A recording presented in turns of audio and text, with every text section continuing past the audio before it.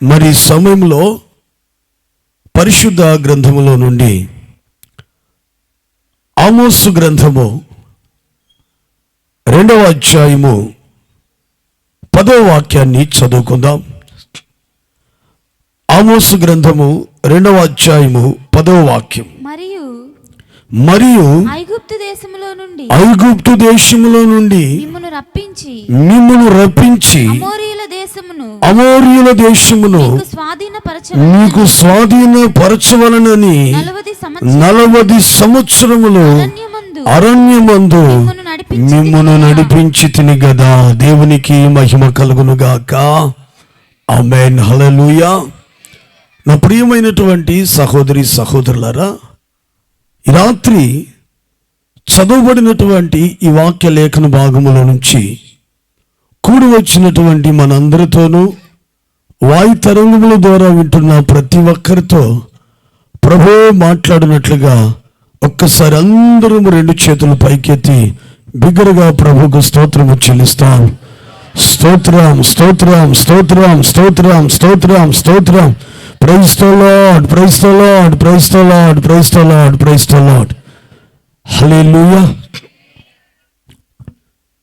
నా ప్రియమైన సహోదరి సహోదరులారా, చదవబడినటువంటి ఈ వాక్య లేఖన భాగాన్ని గమనిస్తే ఆమోసు అనేటువంటి ఒక వ్యక్తికి యెహోవా కలుగు చేసిన దర్శనం, ఆ దర్శనాన్ని చూసి ఆ దర్శనం యొక్క భావాన్ని గ్రహించి ఆత్మపూర్ణుడై ఆయన యూదా ప్రజలకు ఎలుగెత్తి ప్రకటన చేస్తున్నటువంటి శ్రేష్టమైనటువంటి వాక్యం ఇది. ఆమోసు అంటే అర్థము భారమును మోయేవాడు. ఆమోసు అంటే అర్థము భారము మోయేవాడు. ప్రియులారా, యూదా ప్రజలు దేవునికి విరోధముగా దుష్కార్యములు చేసిన పరిస్థితి, వారిని సరిదిద్దడానికి, వారిని చక్కపరచడానికి దేవుని మాటలు తన ప్రజలైన యూదులకు తెలియపరచడానికి దేవుడు ఎన్నుకున్నాడు ఆమోసు అనేటువంటి వ్యక్తిని. ఎందుకు ఇతన్ని మాత్రం ఎన్నుకున్నాడు అంటే ఆయన పేరులోనే ఉంది ఆయన యొక్క తత్వము. ఆయన భారమును భరించేటువంటి వాడు. యూదా ప్రజలు పాపము చేసి నశించిపోతున్నారు, దైవ సన్నిధికి దూరమైపోతున్నారు, దేవుని యొక్క కనుచూపుల పరిధిలో నుంచి తొలగిపోతున్నారు. ఒక మాటలో చెప్పాలంటే దేవుని బిడ్డలారా, వారు ఒక శాపగ్రస్తమైన పరిస్థితుల్లోనికి వెళ్ళిపోతున్నారు. అయితే వారిని బట్టి భారము కలిగినటువంటి వాడు ఆమోసు అని మనం చెప్పాలి.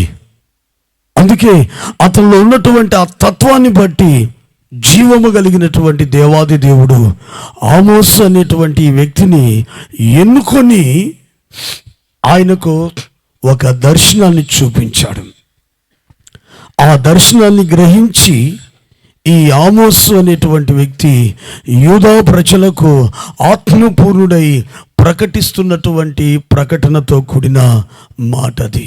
ఏమని చెప్తున్నాడంటే మరొకసారి చూడండి. మరియు ఐగుప్తు దేశములో నుండి మిమ్మును రప్పించాను కదా మిమ్మలను. నా ప్రియమైనటువంటి యూదా ప్రజలారా, ఇశ్రాయేలీయులారా, మిమ్మలను ఐగుప్తు చెరలో నుండి నేనే కదా మిమ్మలను విమోచించి వెలుపలకు తీసుకొచ్చింది. ఫరో యొక్క చేతి క్రింద బానిసత్వములో నుంచి మిమ్మల్ని విమోచించి వెలుపలకు తీసుకొచ్చినటువంటి వ్యక్తిని నేనే కదా తీసుకొని వచ్చి అమోరీయుల దేశమును అనగా కనాను దేశమును మీకు స్వాధీనపరచవలనని ఉద్దేశించి 40 సంవత్సరాలు మిమ్మలను అరణ్య మార్గమందు నడిపించి తిని గదా. ఆమేన్. హల్లెలూయా. ప్రియులారా, గమనించాలి, ఆయన ఇశ్రాయేలీయుల యొక్క విమోచనను ఒక్కసారి గుర్తు చేస్తున్నాడు. యూదా ప్రజలారా, ఇశ్రాయేలులారా, 430 ఏండ్లు ఐగుప్తుల క్రింద మీరు బానిసత్వాన్ని అనుభవించారు. అయితే నేను మీ యందు కనికరించి, మీ యందు లక్ష్యం ఉంచి నా దృష్టి నిలిపి మోషే నాయకత్వములో మిమ్మల్ని విడిపించాను కదా. అంతేకాదు, మిమ్మల్ని అమోరీయుల దేశం అనగా పాలు తేనెలు ప్రవహించి కనాన దేశమును మీకు స్వాధీనపరచాలని ఒక గొప్ప సంకల్పముతో, ఒక గొప్ప ఉద్దేశముతో నేను మిమ్మల్ని అరణ్యములో నడిపించాను 40 సంవత్సరాలు. హల్లెలూయా, హల్లెలూయా. ప్రియులారా, గమనించవలసినటువంటి విషయము, దేవుని చేత విమోచించబడిన తర్వాత, ఐగుప్తులో నుంచి ఇశ్రాయేలీయులు వెలుపలకు వచ్చిన తర్వాత వారిని యెహోవా అరణ్య మార్గమందు 40 సంవత్సరాలు నడిపించాడు. బాగా ఆలోచన చేయండి. 430 ఏండ్లు ఐగుప్తులో ఉన్నారు. ఐగుప్తులో బానిస బ్రతుకు, కన్నీళ్లు విడవని రాత్రంటూ వారి జీవితంలో లేదు.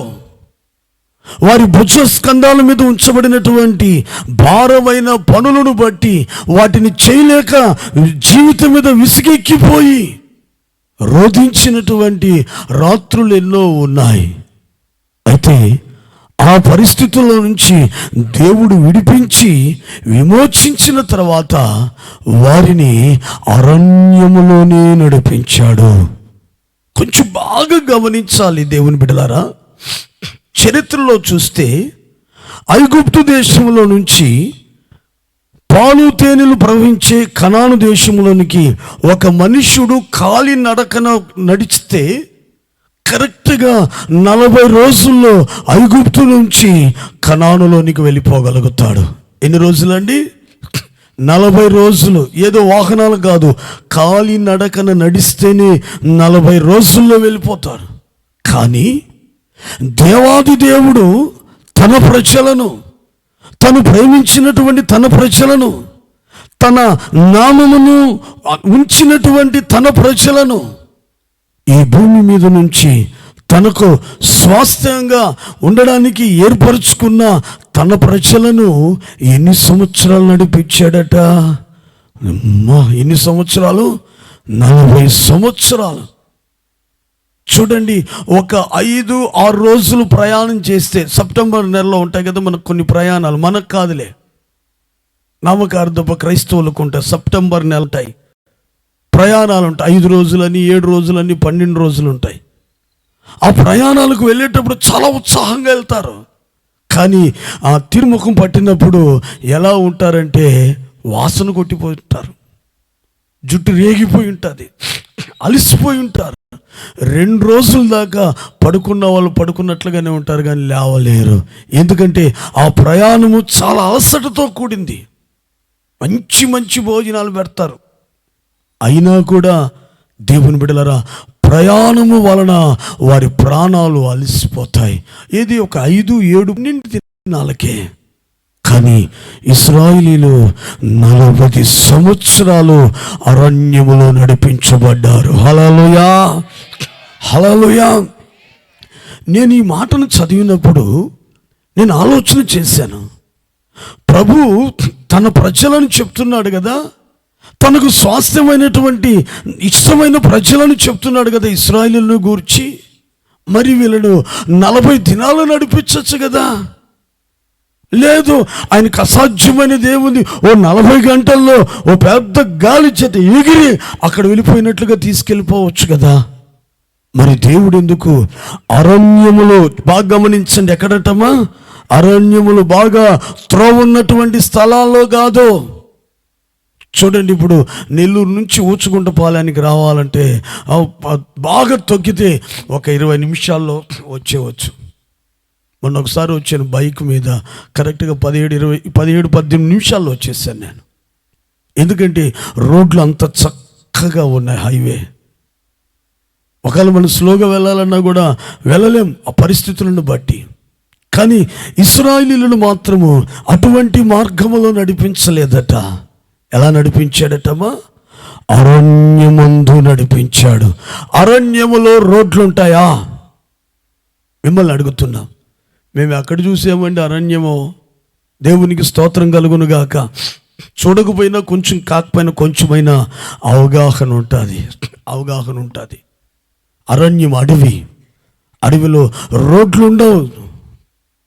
అడవిలో అడుగడుకున్న ఆ కూల్ డ్రింక్ షాపులు ఉండవు, ఫాస్ట్ ఫుడ్లు ఉండవు, హోటల్స్ ఉండవు. దేవుని బిడ్డలారా, జన సంచారం ఉండదు. ఒక వ్యక్తి నివసించడానికి అరణ్యము మంచి స్థలము కానే కాదు. అది ప్రక్కన పెడితే అరణ్యములో దేవుని బిడ్డలారా చాలా ప్రమాదం. అరణ్యములో విషపురుగులు ఉంటాయి. అరణ్యములో దేవుని బిడ్డలారా క్రూర మృగాలు ఉంటాయి. అరణ్యములో భయంకరమైనటువంటి ముండ్ల తొప్పులు ఉంటాయి. ఒక మాటలో చెప్పాలంటే అక్కడ ప్రయాణం చేయాలన్నా కూడా బహు ప్రమాదకరమైనది. ఏ ప్రక్క నుంచి విషపురుగులు వచ్చి కుడతాయో, క్రూర మృగాలు వచ్చి ఎక్కడ పైన పడతాయో, లేదా వెళ్తూ ఉంటే ఏదైనా ఒక చిన్న ముళ్ళు, అది ఎటువంటి విషపూరితమైన ముళ్ళో తెలియకుండా బహు జాగ్రత్తగా అరణ్యములో వెళ్తారు.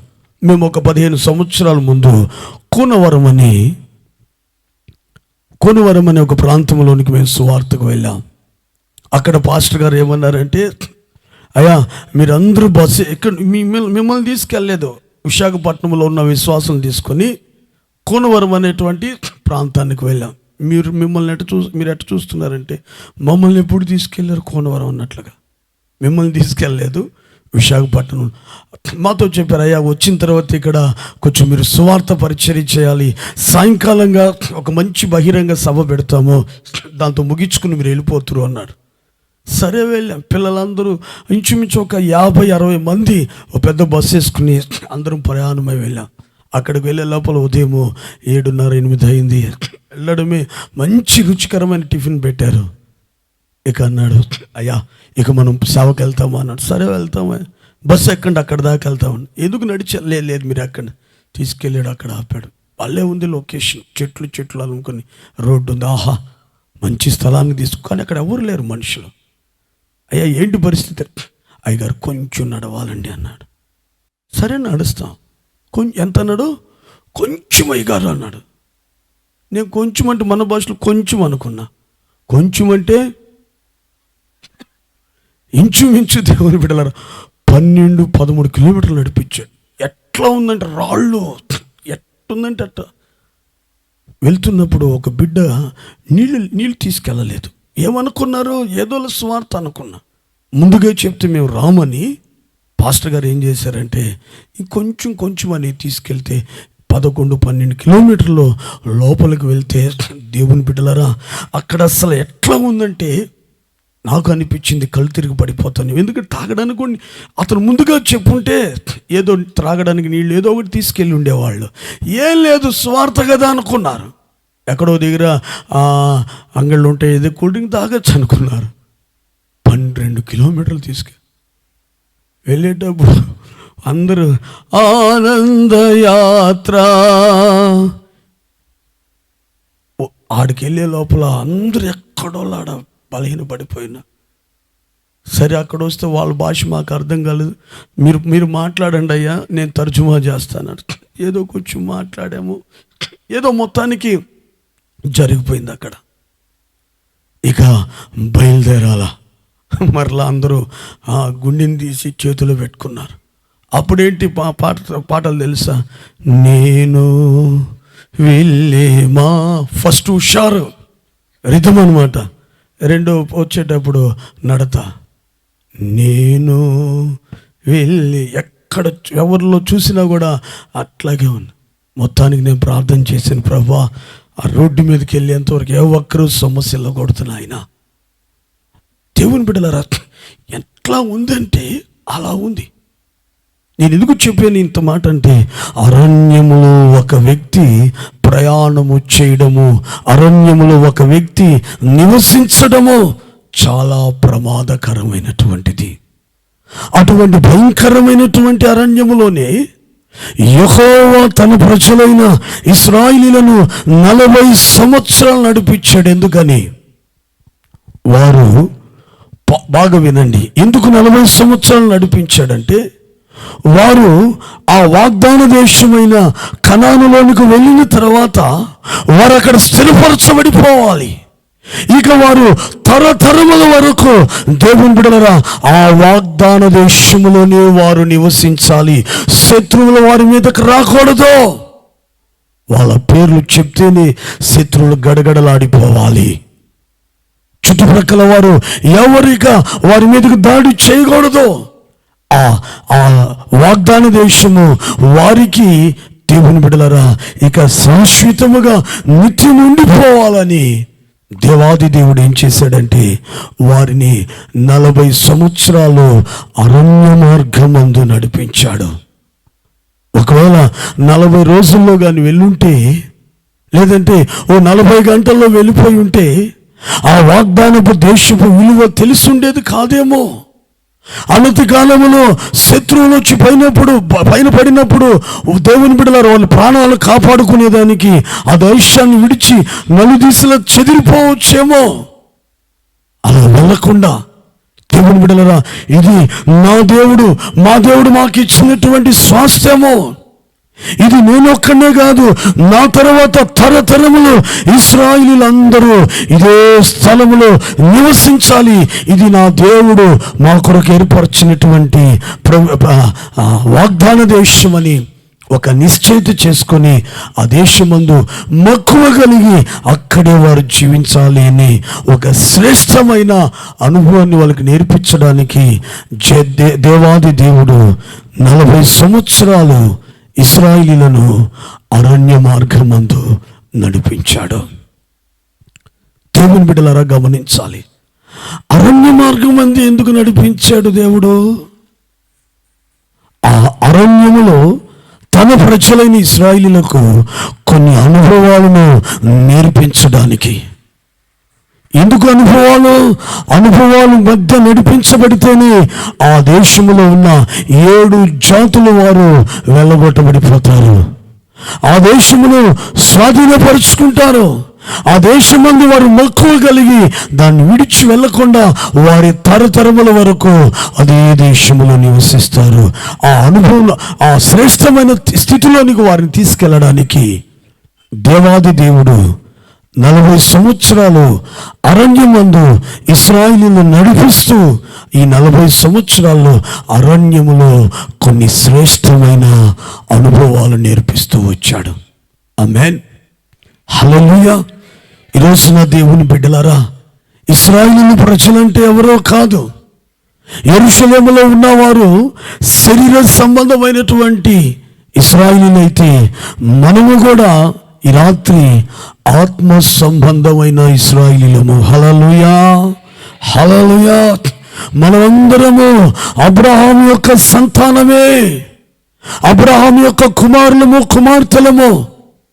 ఎలాగనగా చెక్కయ్య రక్షించబడ్డాడు, అతడు అబ్రహాము యొక్క కుమారుడే. ఈరోజున దేవుని బిడ్డలారా, యేసుక్రీస్తు ప్రభుని వ్యక్తిగత రక్షకుడిగా అంగీకరించిన నీవు నేను మనందరము అబ్రహాము యొక్క సంతతి వారమే, ఆత్మ సంబంధమైన ఇశ్రాయేలీయులము. అయితే మనము ఒకప్పుడు ఐగుప్తులో ఉన్నాము.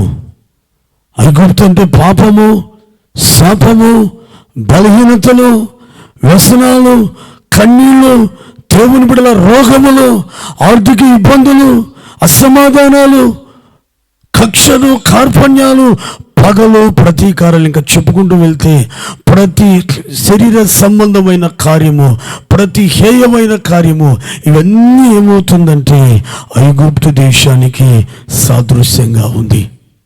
ఒకప్పుడు మనం కూడా ఐగుప్తులో ఉన్న వాళ్ళమే. వారు 430 ఏళ్ళు ఉంటే మనం 22 నేనైతే 22 సంవత్సరాలు నేను ఐగుప్తు దేశంలో. పాపములో 22 సంవత్సరాలు నేను జీవించాను దేవుని బిడ్డ. ఎంత భోగభాగ్యాలు అనుభవిస్తున్నా మనసులో నెమ్మది ఉండేది కాదు. ఎంత లోకములో ఉన్నవి అనుభవిస్తున్నా కూడా మనసులో సమాధానం ఉండేది కాదు. ఏదో ఒక తెలియని భారము, తెలియని భయము వెంటాడుతూ వచ్చేది. అదేందయ్యానంటే పాపము వ్యక్తి యొక్క జీవితాన్ని అటువంటి స్థితికి తీసుకువెళ్తుంది. అయితే నువ్వెన్ని సంవత్సరాలు ఐగుప్తులో ఉన్నావో నాకు తెలియదు. ఈ మాటలు చెప్తుండగా నువ్వే లెక్కేసుకోవాలి. అయితే ఐగుప్తు చెరలో నుంచి 2024 సంవత్సరాల క్రితము మనల్ని వెలుపలికి తీసుకురావడానికి లోకరక్షకుడైన యేసుక్రీస్తు ప్రభువారు శిలువ మీద వేలాడారు. హల్లెలూయా, హల్లెలూయా. 3 మ్రేకుల మధ్య వేలాడాడు. శరీరంలో రక్తాన్నంతా చిందించాడు. మరణించి 3వ రోజున సజీవుడిగా లేపబడ్డాడు. ఎందుకయ్యా బలియాగం అంటే, నిన్ను ఐగుప్తు అనే పాపపు జీవితంలో నుంచి, వ్యసనాలతో కూడిన శాపగ్రస్తమైన బ్రతుకులో నుంచి నిన్ను వెలుపలికి రప్పించడానికి ఆయన శిలువలో బలియాగమయ్యాడు. ఆయన మరణము ద్వారా, పునరుత్థానము ద్వారా, చిందించిన రక్తము ద్వారా, చేసిన గొప్ప బలియాగము ద్వారా ఐగుప్తుల నుంచి విడిపించబడ్డాము, విమోచించబడ్డాము. హల్లెలూయా, హల్లెలూయా. ఈరోజు నువ్వు విమోచించబడ్డావు కాబట్టి ఇక్కడ కూర్చొని ఉన్నావు. ఇందాక ఆ పాస్టర్ గారు చెప్పారు, చాలా దూర ప్రాంతం నుంచి వచ్చారండి. ఎందుకు వచ్చారు వాళ్ళు? విమోచించబడ్డారు. విమోచించబడిన వాళ్ళే, విడుదల పొందిన వాళ్ళే. విమోచన లేని వాళ్ళు ఎక్కడుంటారు? సినిమా హాళ్ళలో ఉంటారో, లేదంటే ఇంకేదైనా కార్యక్రమాల్లో పొందుతూ ఉంటారు. అయితే విమోచించబడ్డాం, విడుదల పొందాం కాబట్టి ఈరోజున మనం అందరం ఇక్కడున్నాం. అయితే యేసయ్య మనకు కూడా ఒక కానాను దేశాన్ని సిద్ధపరిచాడు. అదేంటంటే పరలోక రాజ్యము. హల్లెలూయా, హల్లెలూయా. ఇప్పుడు మనము ఐగుప్తులో నుంచి ఎక్కడికి వెళ్ళాలా? లోకము పుట్టినది మొదలుకొని యేసయ్య తన స్వహస్తాలతో నిర్మించినటువంటి మహిమ కలిగినటువంటి పరలోకపు పట్టణము, అదే మన గమ్యము, అదే మన నిత్యత్వము. హల్లెలూయా, హల్లెలూయా. దాని కొరకే మనం ఎదురు చూస్తున్నాము.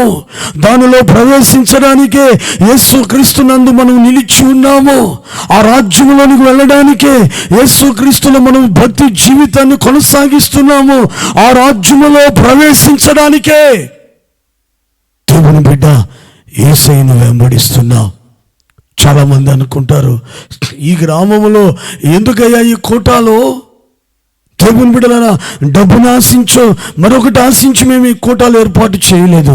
ఈ ఊచగుంట పాలెంలో ఉన్న ప్రతి ఒక్కరు కూడా పరలోక రాజ్య పౌరులుగా మారాలి. చప్పట్లు కొట్టి దేవునికి స్తోత్రం చెప్దాం. హల్లెలూయా, హల్లెలూయా. అదే మనకు నిత్య రాజ్యము, నిత్య నివాసము. ఆ రాజ్యములో ప్రవేశించిన వాడు యుగ యుగములు యేసయ్యతో కలిసి హాయిగా, సంతోషముగా, సంతృప్తిగా యుగ యుగములు జీవిస్తాడు. అదే స్వర్గము. దేవునికి మహిమ కలుగును గాక. హల్లెలూయా, హల్లెలూయా. అందుకే దేవుని బిడ్డలారా, ఈ కూడికలు ఇక్కడ ఏర్పాటు చేశాం. పరలోక రాజ్యాన్ని గూర్చినటువంటి విషయాలు తెలియపరుస్తున్నాము.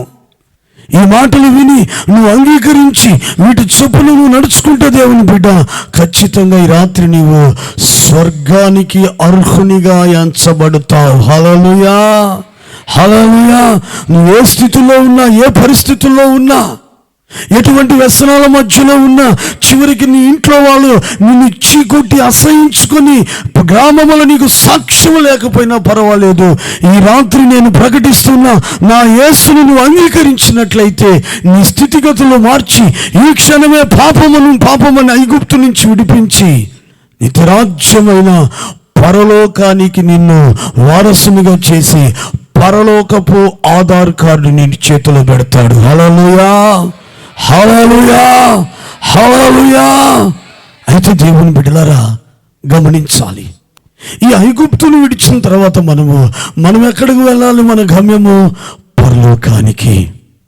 అయితే గమనించండి, ఐగుప్తులో ఉన్నప్పుడు, అనగా క్రీస్తు యేసుని ఎరగక మునుపు పాపములో ఉన్నప్పుడు మనకు నాయకులు లేరు. మనకు మంచి చెడుల గూర్చి తెలియచెప్పేటువంటి వ్యక్తులు లేరు. పరలోకం ఉందన్న విషయం కూడా తెలియనటువంటి పరిస్థితుల్లో, ఒక మాటలో చెప్పాలంటే మనము బ్రతికిన, నా మట్టుకు నేను చెప్తాను, నేను బ్రతికిన 22 సంవత్సరాలు నాకు ఇష్టమైనట్లుగానే నేను బ్రతికాను, నాకు నచ్చినట్లుగా నేను బ్రతికాను. నాకు ఏది మేలైనదో, ఏది మంచిగా అనిపించిందో అలాగా నా ఇష్టానుసారంగా నేను బ్రతికాను. దేవుని బిడ్డలారా, అయితే ఐగుప్తుల నుంచి వెలుపలకు వచ్చిన తర్వాత నా ఇష్టము అన్నామంటే వాతేస్తాడు ఆయన. ఆమేన్, హల్లెలూయా. ప్రభుని ఎరగక మునుపు మన ఇష్ట ప్రకారంగా మనం బ్రతికామో, నచ్చినట్లుగా బ్రతికాం, కోరినట్లుగా, ఆ కోరికలు పుడితే కోరినట్లుగానే బ్రతికాం మనం, ఆ కోరికలు తీర్చుకుంటూ.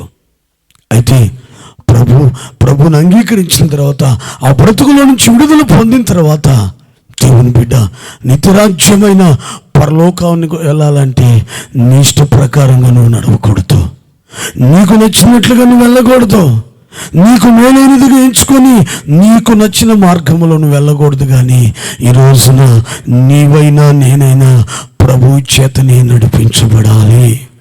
హల్లెలూయా, హల్లెలూయా. ఆయనే మనకు మార్గం, ఆయన మార్గము సత్యము జీవమై ఉన్నాడు. ఆయన ద్వారా తప్ప ఎవరు కూడా ఆ పరలోకానికి ఎక్కి వెళ్ళలేరు. యేసు మార్గము తప్ప ఈ లోకంలో మరొక మార్గము నిత్య రాజ్యమైన పరలోకములోనికి చేర్చలేదు దేవుని బిడ్డ. ఎందుకంటే ఆయన నడిపించే మార్గము పవిత్రమైనటువంటి మార్గాలు అవి. అయితే ఎలా నడిపిస్తాడు నిన్ను? తన ప్రజలను ఎలా నడిపించాడు? ఆయన ఎక్కడ నడిపించాడు? అరణ్య మార్గములో. అంటే ఎవ్వరు కూడా బ్రతకడానికి, జీవించడానికి ఏమాత్రమో ఆ వసతులు లేనటువంటి కఠినమైనటువంటి అరణ్య మార్గమందు తన ప్రజలు నడిపించాడు. ఈ రోజున దేవుని బిడ్డ, నీవు నేను ఆ పరలోకానికి ప్రభువు చేత నడిపించబడాలంటే ఆయన కూడా మనలను, మరి మనకిచ్చిన ఆయుష్కాలం ఎంతో, వాళ్ళు 40 సంవత్సరాలు నడిపించాడు. ఒకవేళ నీ ఆయుష్కాలము 60 ఉందో, లేదా 70 ఉందా, లేదా 80 ఉందో, లేదా నిండు 100 ఏళ్ళు ఉన్నాయో నాకు తెలియదు. కానీ నువ్వు జీవించినంత కాలము దేవుని బిడ్డ, నీ జీవితం ఈ లోకంలో ముగించబడేంత వరకు నువ్వు ప్రభువు చేతనే నడిపించబడాలి. ఆయన నిన్నెలా నడిపిస్తాడంటే అరణ్యమందు నడిపిస్తాడు. హల్లెలూయా, హల్లెలూయా, హల్లెలూయా. అరణ్యం అంటే అభ్యంతరాలతో కూడినటువంటిది, సంకుచితమైనటువంటి పరిస్థితుల్లో. అయితే ఎందుకు ఆయన నిన్నైనా నన్నైనా అరణ్య మార్గమందు నడిపించడానికి ఇష్టపడుతున్నాడయ్యా అంటే, ఆ అరణ్యమందు నీకు నాకు కొన్ని అనుభవాలు నేర్పించడానికి, నిత్యరాజ్యమైన పరలోకాన్ని సంపాదించుకునే దాని కొరకు యోగ్యతను కలిగి ఉండడానికి, కొన్ని అనుభవాలను నేర్పించడానికి ఈ రాత్రి దేవుని బిడ్డ లోకము అనే ఈ అరణ్యములో, శ్రమలో, అభ్యంతరం కలిగినటువంటి మార్గములో దేవుని బిడ్డ ఆయన నిన్ను నడిపిస్తానంటున్నాడు. సరే, మీరు ఏదో కొంచెము బాధగా ఉన్నట్లుగా ఉన్నారు. అరణ్యం అంటే అదే మీకు అర్థమయ్యేటట్లు చెప్తాను. అరణ్యం అంటే ఈ లోకం అనుకో. దేవునికి స్తోత్రం కలుగును గాక. హల్లెలూయా, హల్లెలూయా. ఈ లోకములో మనము విశ్వాసపు యాత్రను కొనసాగిస్తున్నాం. అయితే దేవుని బిడ్డలారా, ఈ అరణ్యములో నీవు ప్రభు చేత, అరణ్యమందు ప్రభు చేత మనం ఏమవ్వాలంటే నడిపించబడాలి. ఎందుకంటే ఆ మార్గములో, ఆ అరణ్య మార్గమందు ప్రభు మనకు కొన్ని శ్రేష్టమైన అనుభవాలు నేర్పిస్తాడు. అవి రోజున మనం నేర్చుకొని అభ్యసించి దేవుని బిడ్డ వాటిని పట్టుకొని మన జీవితంలో సాగగలిగితే ఖచ్చితంగా పరలోకంలోనికి వెళ్ళిపోతాం. అయితే ఈ రోజున మనం గమనించాలి, అరణ్యమందు నడిపించుతున్న మన ప్రభు, ఆ అరణ్యమందు మనం నేర్చుకోవాల్సిన, ఆయన ద్వారా మనం నేర్చుకోవాల్సిన అనుభవాలు ఏంటి, ఆ అరణ్య మార్గమందు ఎటువంటి అనుభవాలు ఉన్నాయో కొన్నిటిని చెప్తాను. నెంబర్ 1 చూడండి, మత్తయి సువార్త 3వ అధ్యాయము 1-2 వాక్యాలు చదువుకుందాం. మత్తయి సువార్త 3వ అధ్యాయం 1-2 వాక్యాలు. ఆ దినముల యందు బాప్తిస్మమిచ్చు యోహాను వచ్చి పరలోక రాజ్యము సమీపించి ఉన్నది, మారు మనసు పొందుడని యూదయ అరణ్యంలో. చూడండి ఏమంటున్నాడు, ఎక్కడమ్మా? యూదయ అరణ్యములో ప్రకటించుచుండెను. దేవునికి మహిమ కలుగును గాక. హల్లెలూయా, హల్లెలూయా. దేవుని బిడ్డలారా బాగా గమనించాలి, అరణ్యమందు ప్రభు ఎందుకు మనల్ని నడిపించాలని ఆయన ఉద్దేశించున్నాడు. ఆ అరణ్యమందు ఆయన మనకు నేర్పించాలని అనుకుంటున్న శ్రేష్టమైన అనుభవాలు ఏంటి అనేది ఈ రాత్రి మనం కానీ గమనిస్తే, మొట్టమొదటిగా యూదయ అరణ్యములో, దేవుని బిడ్డలారా, అరణ్యములో మామూలుగా పక్షులు శబ్దాలు, మృగాల శబ్దాలు, చెట్లు గాలికి ఊగుతూ అటువంటి శబ్దాలు వస్తాయి. కానీ యూదా అరణ్యములో ఒక పెద్ద కేక వినబడుతుంది, పెద్ద శబ్దము. ఎవరైనా శబ్దం చేస్తున్నారంటే బాప్తిస్మం ఇచ్చు యోహాను ఏమని ప్రకటన చేస్తూ శబ్దం చేస్తున్నాడు, అదుగో పరలోక రాజ్యము సమీపిస్తుంది, శాశ్వతమైన దేవుని రాజ్యము అదుగో దిగి వస్తుంది. ఎవరైనా ఆ రాజ్యములో కానీ ప్రవేశిస్తే యుగ యుగములు ఆ రాజ్యములోనే ఉండిపోతారు. ఆ మహిమ కలిగినటువంటి పరలోక రాజ్యము సమీపిస్తూ ఉంది. పరలోక రాజ్యము సమీపించి ఉన్నది, మారు మనస్సు పొందమంటున్నాడు. హల్లెలూయా, హల్లెలూయా. అర్థమవుతుందా? ఎందుకు ప్రభు అరణ్యమందు నన్ను నడిపించాలనుకుంటున్నాడు? అరణ్యమందు ఆయన మనకు నేర్పించాలనుకుంటున్న ఆ శ్రేష్టమైన అనుభవం ఏంటంటే, నెంబర్ 1, పరలోక రాజ్యము సమీపిస్తుంది కాబట్టి నేనేమవ్వాలంటే మారు మనస్సు పొందాలి. హల్లెలూయా, హల్లెలూయా, హల్లెలూయా. దేవుని బిడ్డలారా, అరణ్యమందు ఏం నేర్చుకోవాలి మనం? మొట్టమొదటిగా ప్రభు నేర్పిస్తున్నాడు, పరలోక రాజ్యము సమీపిస్తుంది బిడ్డలారా. ఆ రాజ్యములోనికి మీరు వెళ్ళాలంటే మీరు మార్చుకోవాల్సింది మీ పేర్లు కాదు, మీ కులాలు కాదు, మీ గోత్రాలు కాదు, లేదంటే మీ ఇంటి పేర్లు కాదు, మీ పరిస్థితులు కాదు, కానీ మీ మనస్సులను మార్చుకోవాలి. ఈ రోజుల్లో చాలా మంది అపోహపడిపోతున్నారు. యేసుక్రీస్తు మతాలు మారుస్తున్నాడు కాదు. దేవుని బిడ్డలారా, ఆయన ఉద్దేశం, ఆయన సంకల్పం ఏంటంటే దేవుని స్వరూపంలో ఉన్న ప్రతి ఒక్క మనుషుని యొక్క మనసు మారి నూతన పరచబడాలి. ఎందుకో తెలుసా? మనసు మారితేనే ఆ వ్యక్తి ఎవరైనా సరే పరలోక రాజ్య వారసునిగా మార్చబడతాడు. హల్లెలూయా, హల్లెలూయా, హల్లెలూయా. అందుకే దేవుని బిడ్డ, అందుకే ఈ రాత్రి అరణ్యములో ఏం చేయాలో తెలుసా? నువ్వు మారు మనస్సు పొందాలి. దేని కొరకయ్యా మారు మనస్సు అంటే, పరలోక రాజ్యములో నీకు ప్రవేశించు నిమిత్తం, నీకు నాకు గమ్యమైన పరమ కనాను, సియోను, నూతన యెరూషలేము అనే పట్టణంలోనికి, పునాదులు కలిగిన పట్టణంలోనికి నువ్వు ప్రవేశించాలంటే ఈ రాత్రి దేవుని బిడ్డ నీవు మారు మనస్సు పొందుకో. ఇక నువ్వేం మార్చుకోవలేదు, ఇంకేం మార్చుకోవలేదు. ఓ రోజు ఒక సహోదరుడు వచ్చాడు నా దగ్గరకు. అది డిసెంబర్ నెల, బాప్తిసాల కార్యక్రమం దగ్గర పడుతున్న రోజులు అవి. ఒక సహోదరుడు వచ్చి, అన్నా నాకు కూడా బాప్తిస్మం ఇస్తారా అన్నాడు. ఓ ఇస్తాను నాయన. అయితే నువ్వు ఎందుకు తీసుకోవాలనుకుంటున్నావు? చెప్పాడు, యేసు ప్రభుని నేను రక్షకుడుగా అంగీకరించాను, నా పాపములు నేను ఆయన దగ్గర ఒప్పుకున్నానన్నా, ఇక ప్రభు బిడ్డగా బ్రతకాలి, ఆయనలో జన్మించి నేను ఎదగాలి ఆయన రాజ్యం కొరకు, నాకు బాప్తిసం కా రైట్ ఇస్తాను. ఎప్పుడు ఇస్తారు? డిసెంబర్ 30వ తేదీ మధ్యాహ్నం ఇస్తాను నాయన. సరే అన్న, అలాగే అయ్యా అన్నా. ఏంటయ్యా? బాప్తిసం ఇచ్చిన తర్వాత నాకు మంచి నోరు తిరిగే పేరు పెట్టండి అన్న. నోరు తిరగని పేరు పెట్టబాకండి. దేవునికి స్తోత్రం కలుగును గాక. హల్లెలూయా, హల్లెలూయా.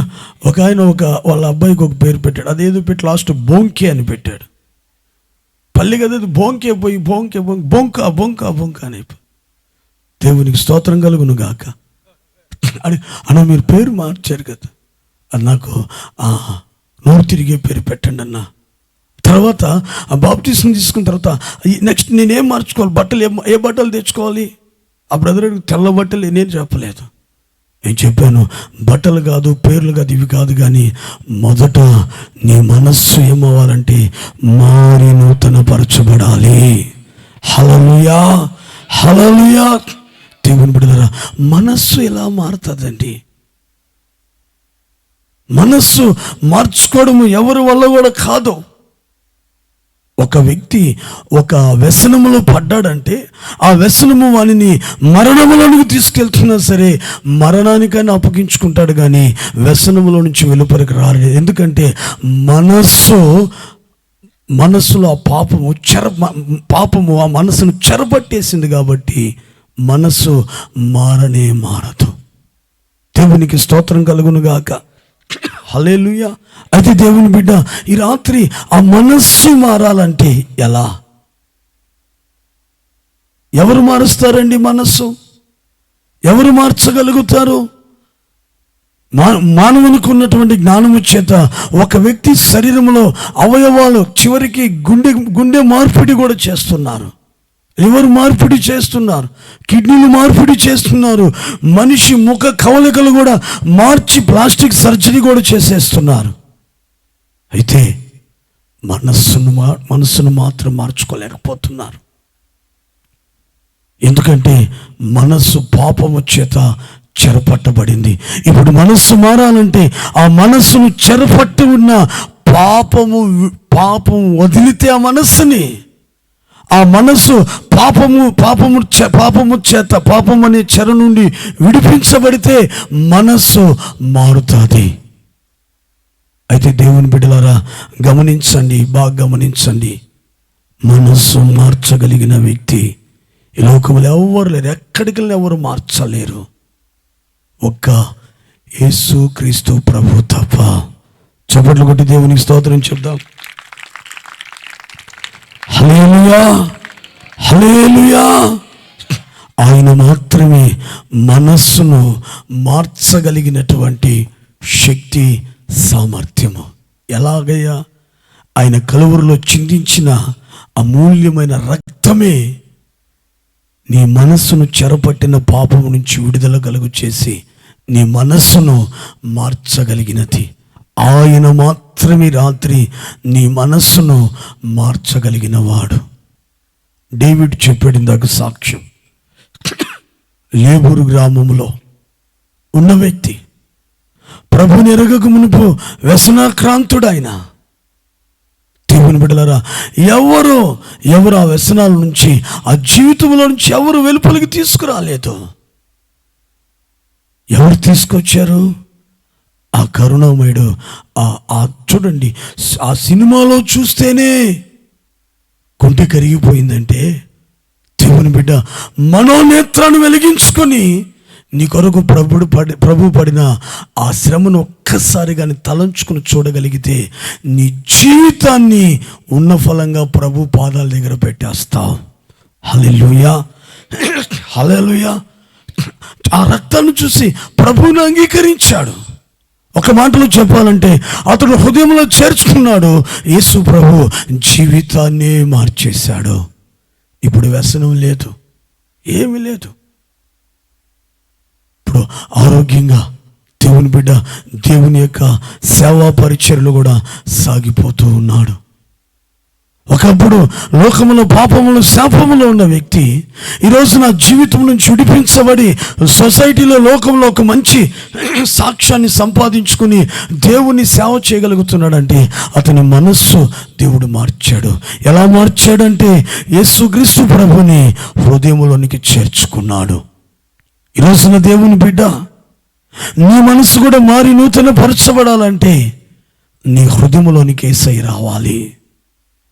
ఆయనను చేర్చుకొని హృదయంలో నీ హృదయ తలుపులు తెరిచి ఆయన నిన్ను పేరు పెట్టి పిలుస్తుండగా, నిన్ను కనికరిస్తుండగా, నిన్ను ప్రేమిస్తుండగా దేవుని బిడ్డ ఆ మాటల యందు లక్ష్యం ఉంచి ఆయన నీ హృదయంలోకి చేర్చుకున్నావంటే ఈ రాత్రి ఆయన నీ హృదయంలో అడుగు పెట్టడమే తడువు. నీ మనస్సు నీ హృదయము మారి నూతన పరచబడిపోతుంది. చూడండి, ఎరుకో పట్టణంలో పాపి అయిన మనుషుడు అని సాక్ష్యం పొంది భయంకరమైన జీవితంలో ఉన్నటువంటి జక్కయ్య మేడి చెట్టు మీద ఉంటే యేసు ప్రభు పేరు పెట్టి పిలిచాడు. జక్కయ్య త్వరగా దిగిరా, దూకేశాడు అక్కడి నుంచి. ఏంటయ్యా, నేడు నేను నీ ఇంట బస్సు చేస్తా, నీ ఇంటికి వస్తాను, నీ జీవితంలోకి వస్తాను, నీ హృదయంలోనికి, నీ మనస్సులోకి వస్తాను. జక్కయ్య సంతోషంగా యేసు ప్రభుని తన మనసులోనికి, తన హృదయంలోనికి, తన జీవితంలోనికి ఆహ్వానించి తర్వాత తన ఇంటిలోనికి చేర్చుకున్నాడు. యేసు ప్రభుని చేర్చుకొని ఒక 3 నెలలు 2 నెలలు గడవలేదు. యేసయ్యని చేర్చుకొని అతి కొద్ది నిమిషాలు, అంతే, ఒక 10 నిమిషాలు 20 నిమిషాలు 30 నిమిషాలు తెలియదు, యేసు ప్రభుని తీసుకుని తన ఇంటికి వెళ్తున్నాడు. అంతే. ఎప్పుడైతే యేసు ప్రభుని తన హృదయంలో, తన జీవితంలో చేర్చుకున్నాడో వెంటనే హృదయం మారిపోయిందండి. యేసు ప్రభు ఎదురుకు పరిగెత్తుకుని వచ్చి ఆయన మోకాలు ఎదుడు సాగిలపడి చెప్తున్నాడు, అయ్యా అయ్యా అయ్యా అయ్యా, నేను అన్యాయంగా సంపాదించాను, కోట్ల రూపాయలు అన్యాయంగా సంపాదించాను. పేదవాళ్ళ నోళ్ళు కొట్టి ఎంతోమంది ప్రాణాలు కూడా కోల్పోయారు. నేను చేసిన అన్యాయానికి, అన్యాయంగా ఎంతో డబ్బు, ఎంతో ఆస్తిని సంపాదించాను. వారందరికీ అయ్యా తిరిగి నేను 4 గంటలు ఇచ్చేస్తాను, నా ఆస్తిలో సగభాగం కూడా ఇచ్చేస్తానయ్యా అంటున్నాడు.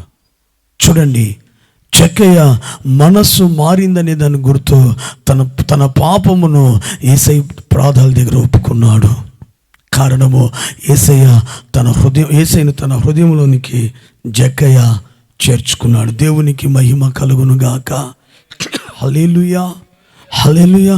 ఈ రోజున ఈ స్వరం వింటున్నటువంటి నా ప్రియమైన సహోదరుడా, సహోదరి, నీతో నాతో ప్రభు మాట్లాడుతున్నాడు. సూటిగా నీతో మాట్లాడుతున్నాడు. నా కుమారుడా, ఈ రాత్రి నీ హృదయంలోకి వస్తా, నీ మనస్సులోకి వస్తాను, నీ జీవితంలో, నీ కుటుంబంలోకి వస్తాను అని నేను అడుగుతున్నాడు. ఈ మాట విని నీ హృదయాన్ని తెరిచి యేసయ్యని నీ హృదయంలో కానీ చేర్చుకుంటే ఈ క్షణమే నీ మనస్సు మారి నూతన పరచబడుతుంది. హల్లెలూయా. ఆయన అడుగు పెడితే చాలు, ఆయన నీ హృదయంలో ప్రవేశిస్తే చాలు, ఎటువంటి పాపముల చేత నీ హృదయం చెరపట్టబడిందో ఆ పాపములన్నిటినీ ఆయన దేవుని బిడ్డలను తెంచి, ఆ కట్లను తెంచి, ఆ కాడిని విరగగొట్టి, ఆ పాపముల నుంచి నిన్ను విడిపించి నీ మనస్సును నూతన పరుస్తాడు. అందుకే రాత్రి యేసయ్యను నీ హృదయంలోకి చేర్చుకోమా, నీ జీవితంలోకి రా. నీ జీవితంలోనికి ఆయన రావాలనుకుంటున్నావు, నువ్వు ఆహ్వానించుకో.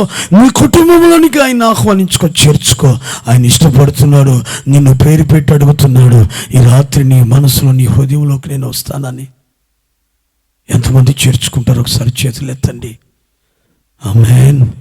హల్లెలూయా, హల్లెలూయా, హల్లెలూయా, హల్లెలూయా. అందుకే ఈ మారు మనస్సు, ఈ అనుభవాన్ని మనకు నేర్పించడానికి ప్రభు అరణ్యమందు మనలను నడిపిస్తున్నాడు. అరణ్యమందున్న మొట్టమొదటి అనుభవం ఏంటంటే మనము మారు మనస్సును పొందుట. నెంబర్ 2 చూడండి, యెహోషువ గ్రంథము 14వ అధ్యాయము 10వ వాక్యం. యెహోవా చెప్పినట్లు యెహోవా చెప్పినట్లు యెహోవా మోషేకు ఆ మాట సెలవిచ్చినప్పటి నుండి ఆ ఇశ్రాయేలీయులు అరణ్యములో ఆ నడిచిన ఈ 45 ఏండ్లు ఆ ఆయన నన్ను సజీవునిగా కాపాడి ఉన్నాడు. ఆయన నేను సజీవునిగా కాపాడి ఉన్నాడు. ఇంకొకసారి చదవమ్మా. యెహోవా చెప్పినట్లు ఆ యెహోవా మోషేకు ఆ మాట సెలవిచ్చినప్పటి నుండి ఆ ఇశ్రాయేలీయులు అరణ్యములో చూడండి, ఇశ్రాయేలీయులు అరణ్యములో నడిచిన ఈ 45 ఏండ్లు నడిచిన ఈ 45 ఏండ్లు ఆయన నన్ను సజీవునిగా ఆయన నన్ను సజీవునిగా కాపాడెను. హల్లెలూయా, హల్లెలూయా. నా ప్రియమైన దేవుని బిడ్డలారా గమనించాలి. రెండవదిగా అరణ్యమందు ఏముంది? అరణ్యములో ప్రభు మనకు నేర్పించాలన్నటువంటి శ్రేష్టమైనటువంటి ఆ అనుభవం ఏంటంటే కాలేబు మాట్లాడుతున్నటువంటి మాటలండి ఇవి. యెహోషువతో మాట్లాడుతున్నటువంటి మాటలు. దయచేసి నా వైపు చూస్తూ గమనించాలి. యెహోషువ కాలంలో ఇశ్రాయేలీయులు కనానులోనికి వెళ్ళిపోయారు. యెహోషువ వారి వారి గోత్రాలకు వారికి రావాల్సిన భూభాగాన్ని పనిచేసి చివరికి వచ్చే లోపల ముసలాయన కాలేబు గారు ఉన్నారు. కాలేబు, ముసలోడు అయిపోయావు, ఇదిగో ఆ ప్రాంతం ఇవ్వాలనుకున్నాను కానీ ఇది రాళ్లతో కూడింది, అది కాకుండా అక్కడ భయంకరమైనటువంటి బలాఢ్యులు ఉన్నాడు, శత్రువులు, వారిని నువ్వు వెళ్ళగొట్టలేవు కానీ ఏదో ఒక ప్రక్కన ఒక గుడారం వేసుకుని బ్రతుకన్నాడు. కాలేబు ఒప్పుకోలేదు. అదేంటి అలా అంటారు? అదేంటి అలా చెప్తున్నారు మీరు? నేను ఇప్పటి వరకు అర్థమైందా, 40 సంవత్సరాల ముందు మనల్ని మోషే నాయకత్వంలో వేగు చూడడానికి పంపించినప్పుడు అప్పుడు ఎంత బలముతో ఉన్నాం, ఎంత శక్తితో ఉన్నాం. నేటి వరకు అదే బలముతో ఉన్నాను కానీ కాస్త కూడా నాలో తగ్గిపోలేదు. వయసు పెరిగింది కానీ దేవునికి స్తోత్రం కలుగును గాక. హల్లెలూయా, హల్లెలూయా, హల్లెలూయా. మామూలుగా వయసు పెరిగితే బలము తరుగుతుంది. ఏనంటున్నా, వయసు పెరిగింది కానీ బలము మాత్రము తరిగిపోలేదు, తగ్గలేదు. అదే బలం. కావాలంటే ఇదేం టెస్ట్ పెట్టు చేస్తాను. ఏం ఎత్తమంటావు చెప్పు. యెహోషువ అప్పుడు మనం వెళ్ళినప్పుడు ఏం ఎత్తుకొచ్చారంటే అక్కడ నుంచి ద్రాక్ష పండు, పెద్ద పెద్ద గుత్తులు, దానిమ్మ పండ్లు. ఆ వెయిట్ ఎంతో తెలుసు కదా, అది ఒక్కొక్కటి ఒక 70. ఇప్పుడు ఎత్తుతావా? ఎత్తేస్తున్నాడు. దేవునికి స్తోత్రం కలుగును గాక. అంటే మీకు అర్థమయ్యేదానికి చెప్తున్నాను. బలం తగ్గలేదు. అప్పుడు ఎంత వెయిట్ ఎత్తాను, ఇప్పుడు కూడా అదే వెయిట్ ఎత్తుతాను. కారణం ఏంటంటే ఇశ్రాయేలీయులను అరణ్యమందు 45 సంవత్సరాలు ప్రభు నడిపించాడు కదా. ఈ 45 సంవత్సరాల్లో అరణ్యమందు దేవుని చేత నేను నడిపించబడ్డాను. నేటి వరకు నేను ఎలా ఉన్నాను అంటే, నా ప్రియమైనటువంటి దేవుని బిడ్డలారా, నేను ఎలా ఉన్నానంటే సజీవునిగానే నేనున్నాను. దేవునికి స్తోత్రం కలుగునుగాక.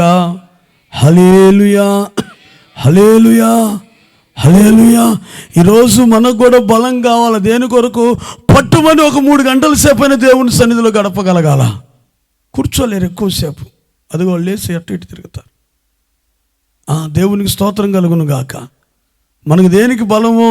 వెయిట్ లిఫ్ట్లు ఎత్తడానికి కాదు, దేవుని సన్నిధిలో పట్టుమని కనీసం ఒక 3 గంటల సేపు అయినా కూర్చోగలిగినటువంటి బలము, శక్తి దేవుడు మనకు దయచేయాలి. దేవునికి స్తోత్రం కలుగును గాక.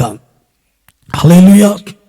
ఆయన అంటున్నాడు, ఇశ్రాయేలీయులను అరణ్య మార్గమందు నడిపించిన ఆ మార్గంలో నేను కూడా ఉన్నాను. ఇశ్రాయేలీయుల మధ్య ఈ 45 సంవత్సరాలు ఎక్కడ కూడా నేను బలము తగ్గలేదు. దీనికన్నా శ్రేష్టం ఏంటంటే ఆయన నన్ను సజీవునిగానే ఉంచాడు. హల్లెలూయా, హల్లెలూయా. రెండవదిగా అరణ్యములో ఏముందయ్యానంటే, దేవుని బిడ్డలారా, సజీవముగా నీవు ప్రభు చేత కాపాడబడుతూ నడిపించబడుతుండాలి. హల్లెలూయా, హల్లెలూయా. సజీవులముగా ఉండాలి. అరణ్యమందు నువ్వు మృతునిగా ఉండకూడదు. సార్దీసు సంఘముతో దేవుని బిడ్డలారా ప్రభువు చెప్తాడు ప్రకటన గ్రంథంలో, నువ్వు బ్రతికి ఉన్నావన్నటువంటి పేరే కానీ నీవేమై ఉన్నావో మృతుడవే. ఈరోజున చాలామంది అనుకుంటారు మేము బ్రతుకున్నాం కదా, మరలా సజీవులుగా ప్రభు కాపాడడం ఏంది? శారీరకమైనటువంటి స్థితిని గురించి నేను మాట్లాడట్లేదు ఇక్కడ. ఆధ్యాత్మికంగా ఆత్మలో నువ్వు ఎలా ఉండాలంటే జీవము పొంది సజీవముగా ఆయన సన్నిధిలో ఉండాలి దేవుని బిడ్డ. అందుకే ఆ సారథి సంఘముతో ప్రభు మాట్లాడుతున్నటువంటి మాట ఏంటంటే, నువ్వు బ్రతికి ఉన్నావు అన్నటువంటి పేరే కానీ నువ్వెవరమట అంటే బ్రతికి ఉన్నావు అంటే శారీరకంగా బ్రతికున్నావు, పనికి వెళ్తున్నావు, వ్యవసాయం చేస్తున్నావు, పశువులు కాస్తున్నావు, దేవుని బిడ్డలారా డబ్బు సంపాదించుకుంటున్నావు, తింటున్నావు, కట్టుకుంటున్నావు, అనుభవిస్తున్నావు, శారీరకంగానే ఉన్నావు. కానీ ఆత్మలో ఆధ్యాత్మికంగా ఎలా ఉన్నావు అంటే చచ్చిన స్థితిలోనే ఉన్నావు. ఏంటి, ఎలా చనిపోతారు? ఏ వైరస్ వస్తుంది ఆత్మలో? పాపము చేత. అందుకే పౌలు అంటాడు ఎఫెసీ సంఘం 2:1 చెప్తాడు, మీరు మీ పాపముల చేత అపరాధముల చేత చచ్చిన వారై ఉన్నారు. ఈ రోజున కోట్ల కొలది ఈ భూప్రపంచంలో యేసు ప్రభు చేత దేవుని బిడ్డలారా కనానైన పరలోకానికి ప్రయాణం చేస్తున్నారు. అయితే వారిలో ఎంతమంది సజీవులుగా ఉన్నారో, ఎంతమంది మృతులైనారు, వాళ్ళ విషయం వదిలే ఈ రాత్రి నీవు ప్రభు సన్నిధిలో దేవుని బిడ్డ సజీవునిగా ఉన్నావా, లేదంటే దేవుని బిడ్డ మృతునిగా ఉన్నావా? ఒక్కసారి నిన్ను నీవు జాగ్రత్తగా పరిశీలించి పరీక్షించుకో. నీ ఆత్మలో నువ్వు సజీవముగా ఉన్నావా? సజీవముగా ఉండడం అంటే ఎట్లాగంటే బ్రతికిన వాడు ఏమవుతాడు? రోజు రోజుకి 1 సంవత్సరం అయితే ఏమవుతాడు? వ్యక్తి ఎదుగుతాడు. ఎదుగుదల. నీవు ఆత్మలో సజీవముగా ఉన్నావంటే నీ ఆత్మలో కూడా దేవుని బిడ్డ నీవు కూడా ఏమవుతావంటే ఎదిగించబడాలి. ఏమవ్వాలి? ఎదిగించబడాలి. నువ్వు ఎదుగుతున్నావా, లేదంటే ఆగిపోయినటువంటి పరిస్థితుల్లో ఉన్నావా? ఒకవేళ దేవుని బిడ్డ నువ్వు చచ్చిన స్థితిలో ఉంటే ఈ రోజున ప్రభువు నిన్ను అరణ్యమందు ఎందుకు నడిపిస్తున్నాడంటే నువ్వు సజీవునిగా మారాలి. పాపముల చేత అపరాధముల చేత చచ్చిన నీవు క్రీస్తు యేసునందు అనుగ్రహించబడిన జీవాన్ని పొంది ఆయన సన్నిధిలో సజీవునిగా మారి ఆయనను స్తుతిస్తూ ఆరాధిస్తూ ముందుకు నువ్వు సాగిపోవాలి. ఆమేన్, హల్లెలూయా. ఎలా ఆయన మనల్ని సజీవునిగా చేస్తాడు? నిజమయ్యా, నాలో పాపం ఉంది కాబట్టి నేను బ్రతికి ఉన్నానన్న పేరే కానీ నేను చచ్చిన వానిగా ఉన్నాను. అయితే ఈ స్థితిలో నుంచి నేను సజీవునిగా ఈ ప్రభు సన్నిధిలో నేను సజీవునిగా మార్చబడి ఆయన ద్వారా నేను నడిపించబడాలి, అనుభవంలోనికి నేను రావాలని నువ్వు కానీ ఇష్టపడితే దేవుని బిడ్డ నువ్వు ఒక చిన్న పని చేయాలి. దేవునికి స్తోత్రం కలుగును గాక. ఆమేన్, హల్లెలూయా, హల్లెలూయా. మనకు తెలుసు లాజరు చనిపోయి 4 దినాలు గడిచిపోయిందండి. 4 దినాలు గడిచిపోయింది.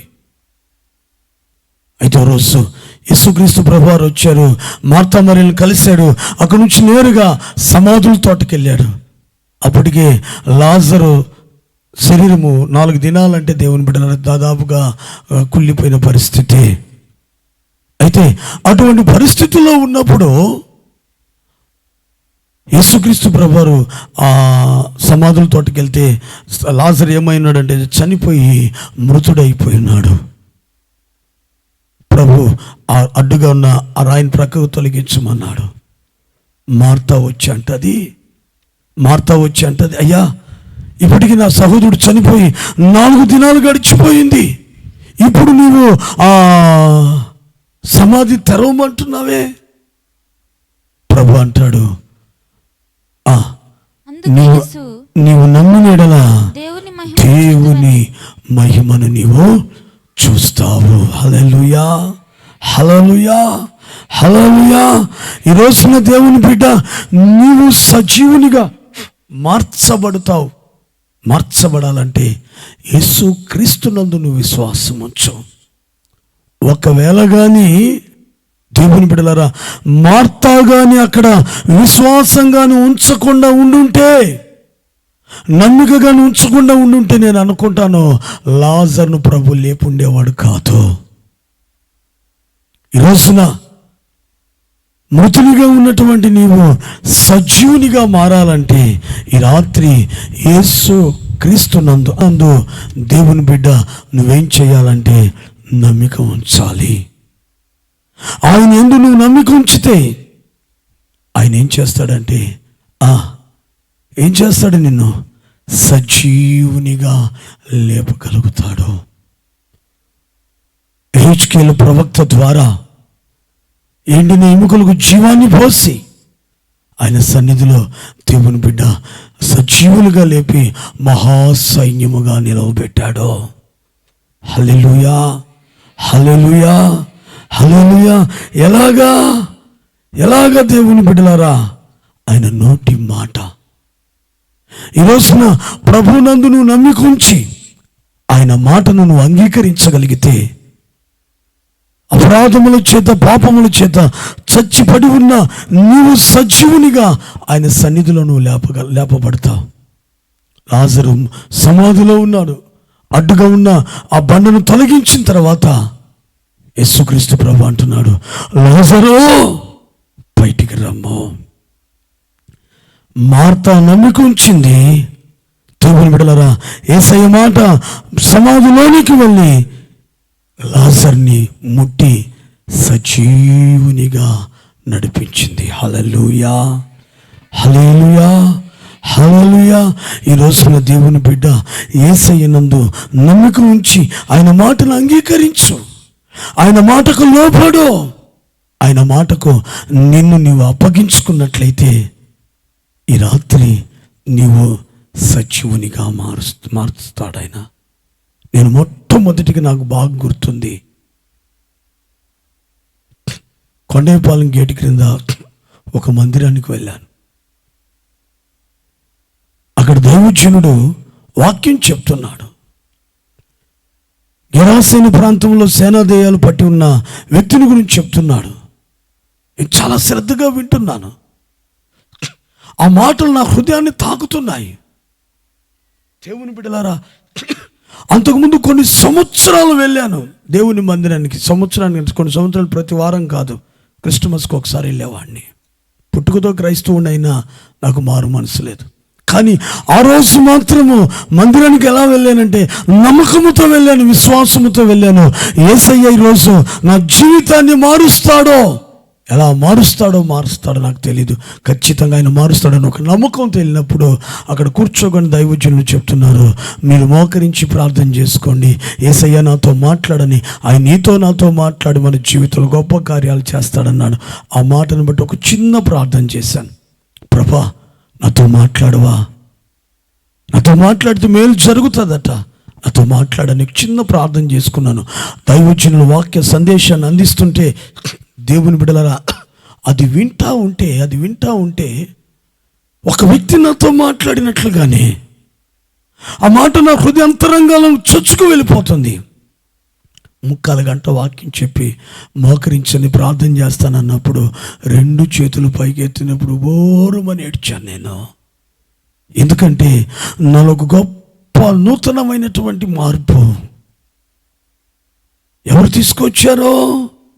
అప్పటిదాకా పాపముల చేత చచ్చి ఉన్న నన్ను ఆయన సన్నిధికి వెళ్తే నా జీవితం మారుతుందని విశ్వాసం ఉంచి దైవజనుడు చెప్పినట్లుగా ప్రభు మాటలందు లక్ష్యం ఉంచినందువల్ల దేవుని బిడ్డ పాపముల చేత చచ్చి ఉన్న నన్ను నా ప్రభు బ్రతికించి సజీవునిగా మార్చి ఆయన సన్నిధిలో ఆయనను స్తుతించే భాగ్యాన్ని ఇచ్చాడు. దేవునికి స్తోత్రం కలుగునుగాక.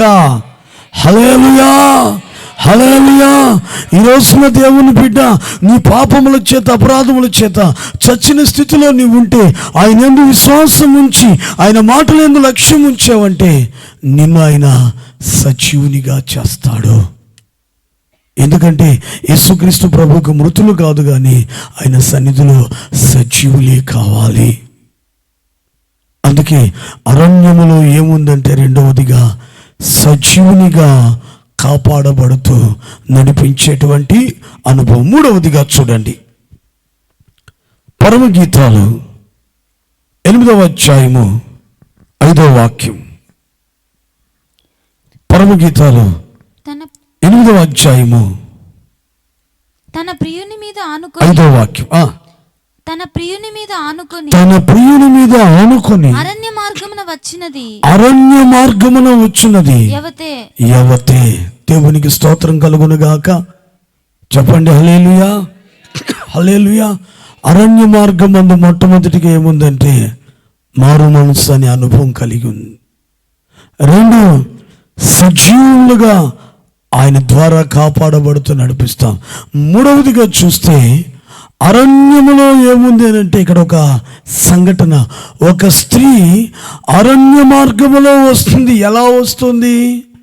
తన ప్రియుని రొమ్మును ఆనుకొని, తన ప్రియుని గట్టిగా కౌగిలించుకొని, గట్టిగా పట్టుకొని అరణ్య మార్గములో ఆమె తిన్నగా సాగిపోతూ ఉంది.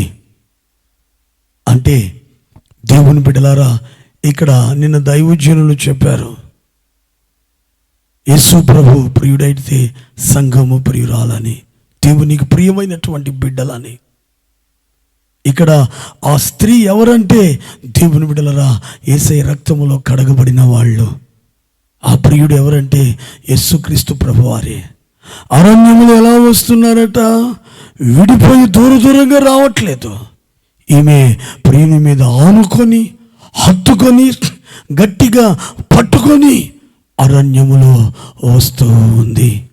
అనగా 3వదిగా అరణ్యములో మనం నేర్చుకోవాల్సిన 3వ అనుభవం ఏంటంటే యేసయ్య మీద ఆనుకొని, యేసుక్రీస్తు ప్రభుని హత్తుకొని మనము నడిపించబడాలి.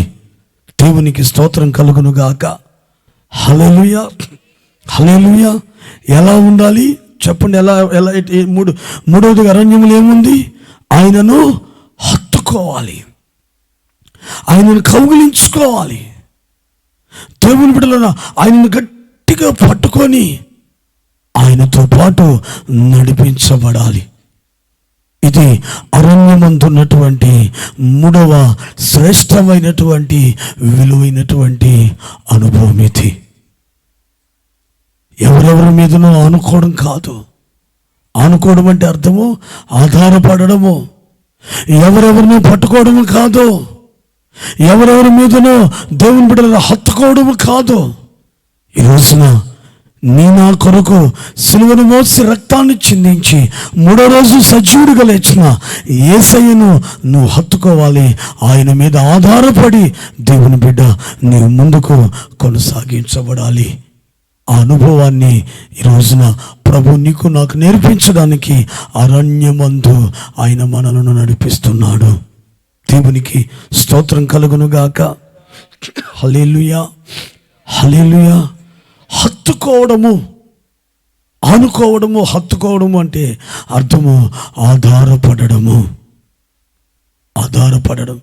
చూడండి, ఇప్పుడు ఈ స్పీకర్ బాక్సులు కింద స్టాండ్ ఉన్నాయి, దాని మీద ఆనుకొని ఉన్నాయి, దాని మీద నిలబడి ఉన్నాయి, దాని మీద ఆధారపడి అవి కానీ తీస్తే ఏమవుతుంది?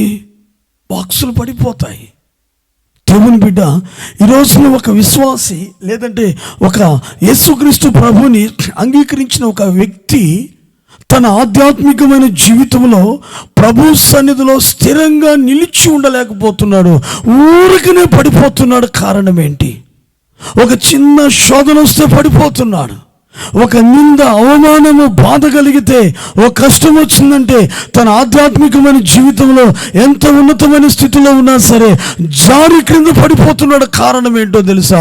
వాని ఆధ్యాత్మికమైన జీవితంలో హత్తుకోవలసిన వ్యక్తిని, ఆనుకోవలసిన వ్యక్తిని, ఆధారము చేసుకోవలసిన వ్యక్తిని చేసుకోకుండానే సాగిపోతూ ఉన్నాడు.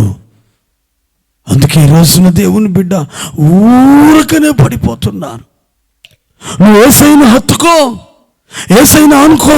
నీ జీవితంలో ఎటువంటి శ్రమ వచ్చినా దేవుని బిడ్డ చివరికి నీ ప్రాణానికి అపాయం కలిగించే పరిస్థితులు వచ్చినా సరే నువ్వు కుడికి కానీ ఎడమకు కానీ పొరపాటును కూడా తొలగవు, ధైర్యంగా ఉంటావు. కారణం ఏంటో తెలుసా?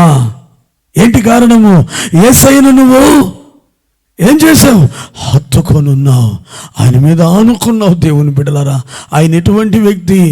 ఒక పెద్ద సుడిగాలు వస్తే ఆయన ఉండిపోతాడా? లేదు. దేవుని బిడ్డ పెద్ద పెద్ద కెరటాలతో, అలలతో, తుఫానుతో చెలరేగిపోయినటువంటి సముద్రమును ఒక్క మాటతో నిమ్మలముగా చేసిన దేవుడు. హల్లెలూయా! భూమికి పునాది వేసిన దేవుడు, సమస్తమును సూచించిన సర్వశక్తిమంతుడైన దేవుడు. అటువంటి ప్రభుని రాత్రి దేవుని బిడ్డ నువ్వు అనుకో. నువ్వు నీ భర్తను కాదు, నీ భార్యను కాదు, నీ ఆస్తి పాస్తులను కాదు, నీ అంతస్తును కాదు, నీకున్న అధికారమును కాదు దేవుని బిడ్డ, నీకున్న బలగమును కాదు, కానీ ఈ రాత్రి ఆశ్రయ దుర్గమైన యేసుక్రీస్తు ప్రభుని నువ్వు అనుకో. ఆయన మీద అనుకో, ఆయనను హత్తుకో. ఆయన మీద నువ్వు ఆధారపడ్డావంటే దేవుని బిడ్డ నీ జీవితము ఎలా ఉంటుందంటే ఎక్కడ కూడా జారిపోకుండా, ఎక్కడ కూడా పడిపోకుండా కడ వరకు నీవు కదలని సీయోను కొండ వలె స్థిరంగా ఉండి నడిపించబడతావు. అందుకే బైబిల్లో ఒక మాట ఉంది చూడండి, పరిశుద్ధ గ్రంథంలో సామెతల గ్రంథము 3వ అధ్యాయము 26వ వాక్యంలో చూడండి. యెహోవా నీకు ఆధారమగును. చూడండి, యెహోవా నీకు ఆధారమగును. లేదా యెహోవాను నువ్వు హత్తుకున్నట్లయితే, యెహోవా మీద నువ్వు ఆనుకున్నట్లయితే నీ కాళ్ళు చిక్కబడకుండానట్లు, నీ కాళ్ళు చిక్కబడకుండానట్లు ఆయన నిన్ను కాపాడును. ఆమేన్, హల్లెలూయా. ఈ రాత్రి దేవుని బిడ్డ యేసయ్య మీద నువ్వు ఆనుకున్నావంటే, ఆయన నువ్వు ఆధారముగా చేసుకున్నట్లయితే నీ కాళ్ళు చిక్కబడకుండా, చిక్కుబడ్డాయంటే ఏమవుతుంది చెప్పండి? నేను రాత్రి కూటమైన తర్వాత ఇటు నడిచి వస్తున్నాను, ఒక వైరు తట్టుకున్నాను, నేను చిక్కబడింది, కొంచెం అయితే పడిపోయి ఉండేవాడిని. ఎందుకు చెప్తున్నానంటే కాళ్ళు చిక్కబడ్డాయంటే ఆ వ్యక్తి నిలవలేడు. ఏమవుతాడు? వెంటనే ఏమవుతాడు? ఖచ్చితంగా పడిపోతాడు. అంటే దీని అర్థం ఏంటంటే యెహోవాను నువ్వు ఆధారం చేసుకుంటే నీ కాళ్ళు చిక్కపడవు అనగా అర్థం ఏంటంటే నువ్వు ఎక్కడ కూడా పడిపోవు, ఏ విషయంలో నువ్వు పడిపోవు. ఎటువంటి ప్రభువులను నీకు ఆశ చూపించి నిన్ను ప్రేరేపించిన ఎటువంటి శోధనలు, ఎటువంటి శ్రమలు నీ జీవితంలో ఎదురైనా దేవుని బిడ్డ వాటికి పడిపోకుండా నువ్వు ఎలా ఉంటావంటే కదలని సియోను కొండవలే ఉంటావు. హల్లెలూయా, హల్లెలూయా. యోబు సమస్తాన్ని కోల్పోయాడు దేవుని బిడ్డలారా, అంతటిని కోల్పోయాడు. కానీ నిరీక్షణలో పడిపోయాడా చెప్పండి? స్వరం ఎత్తి చెప్పండి. నిరీక్షణలో పడిపోయాడా? విశ్వాసములో పడిపోయాడా? పరిశుద్ధతలో పడిపోయాడా?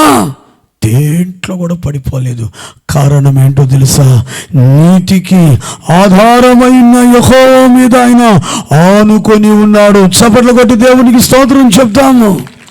హల్లెలూయా, హల్లెలూయా. భయంకరమైన శ్రమలు వచ్చాయి కానీ పడిపోలే, ఆయన కాళ్ళు చిక్కబడలేదు. ఎందుకంటే యెహోవాను ఆధారము చేసుకుని ఉన్నాడు. దేవుని బిడ్డ యెహోవా మీద ఆనుకున్నాడు, యెహోవాను హత్తుకుని ఉన్నాడు, యెహోవాను ఆధారము చేసుకుని ఉన్నాడు. కాబట్టి ఆయన కాలు చిక్కబడలేదు, స్థిరంగా ఉన్నాడు. కాబట్టి కోల్పోయిన సమస్తమును మరలా రెట్టింపుగా దేవుని దగ్గర పొందుకోగలిగాడు. ఈ రోజున నా ప్రియమైన దేవుని బిడ్డ నువ్వు ఆనుకోవాల్సింది యేసయ్య మీదే, ఎవరి మీద ఆనుకోవద్దు. నువ్వు మనుష్యుల మీద ఆనుకున్నావంటే ఖచ్చితంగా ఏం చేస్తాడో తెలుసా? చారువిడి చేస్తాడు. నేను ఒకసారి ఒక మ్యాగజైన్లో చదివాను చాలా సంవత్సరాల ముందు. ఒక దైవజనుడు చెప్తూ ఒక ఉదాహరణ చెప్పాడు. 2 భార్యాభర్తలు ఉన్నారు, చాలా అన్యోన్యంగా ఉన్నారు, కలిసి మెలిసి కలిసి ఉన్నారు, విడదీయలేని బంధం. ఎక్కడ చూసినా 2 బాగా చాలా ఐక్యంగా ఉండేవాళ్ళు. దేవుని బిడ్డలారా, భార్యకు భర్త అంటే అమితమైన ప్రేమ. ఒక మాటలో చెప్పాలంటే తల్లిదండ్రులు కూడా ప్రక్కకు దోసేసి తన జీవితానికి ఆధారం భర్త అనుకొని జీవిస్తూ ఉన్నాడు. ఇట్లా పురుగులు పడ్డం కూడా మంచిదే. ఒకవేళ నేను గోక్కున్నాను కానీ ఎందుకని నిద్ర పడి కసకని కరుస్తాయి. దేవునికి స్తోత్రం కలుగును గాక. హల్లెలూయా. కొంతమంది కమ్మంగా నిద్రపోయి విసురుకుంటున్నారు. కానీ ఈ దోమలు కొట్టకపోతే ఒక్క నిద్రన్నా వేసుకోవచ్చా? విసురుకుంటున్నావంటే నువ్వు దేవునికి స్తోత్రం కలుగును గాక. హల్లెలూయా. ఇద్దరు చాలా అన్యోన్యంగా ఉన్నారు. దేవుని బిడ్డలారా, ఒకరోజు ఆమె భర్త ఏదో పని మీద వెళ్తున్నప్పుడు చిన్న గొడవ ఏర్పడిందట అక్కడ. ఆ గొడవ పెద్ద గలాట అయిపోయి ఈమె భర్త ఆ ఎదుటిన్న వ్యక్తిని భయంకరంగా గాయపరిచేశాడు. అతను కొట్టి గాయపరిచి అక్కడి నుంచి పారిపోయాడట. దేవుని బిడ్డలారా, పోలీసు వాళ్ళు వచ్చి కేసు నమోదు చేశారు. అడ్రస్ అంతా తీసుకుని అతని దగ్గరికి వెళ్ళారు. ఇంటికి వెళ్ళారట. ఇంటికి వెళ్తే భార్య తలుపు తట్టినప్పుడు భార్య వచ్చి తలుపు తీసింది. మా పలానా వ్యక్తి మా ఆయన అండి. ఏమండి అని అంటే, ఒక అతన్ని కొట్టాడు, కొర ప్రాణంతో కొట్టుమిట్లాడుతున్నాడు, అతను అరెస్ట్ చేయాలి, ఎక్కడున్నాడు అని అంటే మాకు తెలియదండి. 2 రోజులు అయిన తర్వాత చనిపోయాడట. ఇంకా మర్డర్ కేసు. పోలీసులు ఇంకా అధికంగా ఇంటికి వచ్చి ఆమెను ఇంట్రాగేషన్ చేశారు. మర్యాదగా నీ భర్త ఎక్కడున్నాడు చెప్పు, నాకు తెలుసు. నీ గురించి ప్రక్కనంతా అడిగాను. నీ భర్తే నీకు ప్రాణం. అతను పాతాళంలో ఉన్న నీకు ఇంటిమేషన్ ఇస్తాడు, ఆకాశంలోనూ ఇంటిమేషన్ ఇస్తాడు. ఎందుకంటే నీవంటే ఆయనకి చాలా ప్రేమ. కాబట్టి మర్యాదగా అతను ఎక్కడున్నాడో చెప్తారా, లేదంటే నిన్ను కూడా తీసుకెళ్ళి అర్థమవుతుందా స్టేషన్లో వేసేస్తానంటే. ఇంకా అంటది, అయ్యా నిజంగా ఒకప్పుడు ఇష్టం కానీ ఇప్పుడు వాడికి నాకు సంబంధం లేదు, మీరేం చేస్తారో చేసుకోపండి. దొరికాడా కాళ్ళు చేతులు వెర్రగొట్టి తీసుకుని ఉరిగమ్మ ఎక్కించండి. చూసారా? అప్పుడు దాకా ఏమనుకునింది? ఆ భర్త నాకు ఆధారం, నా భర్తే సర్వం అనుకునింది. పాప అతను కూడా అలాగనే. కాస్త అతనికి ఆ సమస్య వచ్చే లోపల ఏమనేసిందంటే, నాకు ఆయనకు ఎటువంటి సంబంధం లేదు, మీరేం చేస్తారో చేసుకోపోండి. ఎందుకు చెప్తున్నానంటే, మనుషులను నువ్వు ఆధారం చేసుకుంటే, మనుషులను నువ్వుగా నమ్మేవంటే దేవుని బిడ్డ, ఖచ్చితంగా నీ జీవితంలో ఏమవుతుందంటే సిగ్గుపరచబడిపోతావు. అందుకే ఈ రోజున నువ్వెవరి మీద అనుకోవాలి, ఎవరిని హత్తుకోవాలయ్యా అనంటే యేసుక్రీస్తు ప్రభుని నీవు. అప్పుడు నీ కాళ్ళు చిక్కబడకుండా స్థిరంగా ఉండి నువ్వు మహిమ కలిగిన పరలోకపు పట్టణం వైపు నీవు వెళ్ళిపోతావు. కాబట్టి అరణ్యములో ఉన్న 3వ అనుభవం ఏంటంటే ఆయన మీద ఆనుకోవడం. 4వదిగా చూడండి, దేవునికి స్తోత్రం కలుగును గాక. హల్లెలూయా. నిర్గమకాండము 7వ అధ్యాయము 16వ వాక్యం. అరణ్యములో ఉన్న 4వ అనుభవం చదవండి. నిర్గమకాండం 7:16. కాగా యెహోవా ఆజ్ఞ ఏమైండగా నేను యెహోవానని దీనిని బట్టి నీవు తెలుసుకుందువని యెహోవా చెప్పుచున్నాడు. ఇదిగో నా చేతిలో ఉన్న ఈ కర్రతో నేను ఏటి నీటిని కొట్టుదును. దేవునికి స్తోత్రం కలుగును గాక. నిర్గమకాండం 7వ అధ్యాయం 16వ వాక్యం. అతను చూచి అరణ్యమందు నన్ను సేవించుటకై. ఇంకొకసారి చదువు. నిర్గమకాండం 7:16. అతన్ని చూచి అరణ్యమందు నన్ను సేవించుటకై నా ప్రజలను పోనిమ్మని ఆజ్ఞాపించుటకు గాను హెబ్రీయుల దేవుడైన యెహోవా నన్ను నీ యొద్దకు పంపెను. ఆమేన్. హల్లెలూయా. హల్లెలూయా. మోషే ఫరోతో మాట్లాడుతున్న మాటలు ఇవి. అరణ్యమందు నన్ను సేవించుటకై, అదిగో యెహోవాను సేవించుటకై నా ప్రజలను పొనిమ్మని నువ్వు వెళ్ళి ఫరో ఎదుట మాట్లాడాలని దేవుడైన యెహోవా మోషేకు సెలవిస్తున్నాడు. అరణ్యమందు ఏం చేయాలట చెప్పాలి. ఏం చేయమంటున్నాడు? సేవించడము. దేవునికి మహిమ కలుగును గాక. నాలుగవదిగా అరణ్యమందు ఏముందంటే జీవము కలిగిన దేవాది దేవుడైన యేసుక్రీస్తు ప్రభువుని సేవించేటువంటి అనుభవం, లేదా ఆరాధించే అనుభవం, పూజించే అనుభవం. దేవుని బిడ్డలారా, ఇది ఎక్కడుందంటే అరణ్యం అంతుంది. మోషే ఫరో ఎదుటికి వెళ్ళి ఇశ్రాయేలు ప్రజలను విడిపించు, అరణ్యంలోకి వెళ్ళాలి, అరణ్యంలో మీకేం పని, మా దేవుడని యెహోవాను సేవించాలి, పూజించాలి, ఆరాధించాలి అని అడగమని మోషేకు దేవుడు సెలవిస్తున్నాడు. దేవుని బిడ్డ, నిన్ను నన్ను అరణ్యమందు ఎందుకు దేవుడు మనల్ని నడిపించాలని ఉద్దేశిస్తున్నాడంటే, ఈ అరణ్య మార్గమందు అనునిత్యము ఆయనను సేవిస్తూ, ఆయనను పూజిస్తూ, ఆయన నామస్మరణ చేస్తూ, ఆయనను కొనియాడుతూ, ఆయనను ఆరాధిస్తూనే నువ్వు జీవించాలన్నది ఆయన ఉద్దేశము, ఆయన యొక్క సంకల్పము. దేవునికి స్తోత్రం కలుగునుగాక. హల్లెలూయా, హల్లెలూయా. అయితే దేవుని బిడ్డ, అరణ్య మార్గమందు నువ్వు ప్రభుని సేవించగలుగుతున్నావా? సేవించాలి, ఆరాధించాలి. ఎందుకు సేవించాలి, ఎందుకు ఆరాధించాలండి? దేవునికి స్తోత్రం కలుగునుగాక. హల్లెలూయా. ఒకవేళ ఫరో అడుగు ఉండొచ్చు, ఏ మోషే, ఎందుకు నీ ప్రజలైన ఇశ్రాయేలీయులు యెహోవాని సేవించడానికి అరణ్యంలోనికి వెళ్ళాలని పర్మిషన్ అడుగుతున్నావు? అసలు ఆ దేవుణ్ణి ఎందుకు సేవించాలి అని ప్రశ్నించుండొచ్చేమో. దేవుని బిడ్డ, నిజంగా ఒక వ్యక్తి యేసయ్యను సేవిస్తే వాడి జీవితంలో చూడండి ఎటువంటి కార్యాలు జరుగుతాయి. చూడండి, యోబు గ్రంథము 36వ అధ్యాయము 11వ వాక్యం. వారు ఆలకించి ఆయనను సేవించిన ఎడల తమ దినములను క్షేమముగాను. చూడండి, వారు ఆలకించి జీవము కలిగిన దేవుడైన యేసుక్రీస్తు ప్రభుని సేవించిన ఎడల తమ దినములను క్షేమముగా, తన బ్రతుకు దినములను క్షేమముగాను, తమ సంవత్సరములను సుఖముగాను వెళ్ళబుచ్చెదరు, సుఖముగాను క్షేమముగాను ఉంటారట. దేవునికి స్తోత్రం కలుగునుగాక. హల్లెలూయా. దినములు క్షేమముగాను, సంవత్సరములు సుఖముగాను ఉంటాయట. దేవునికి మహిమ కలుగునుగాక. హల్లెలూయా.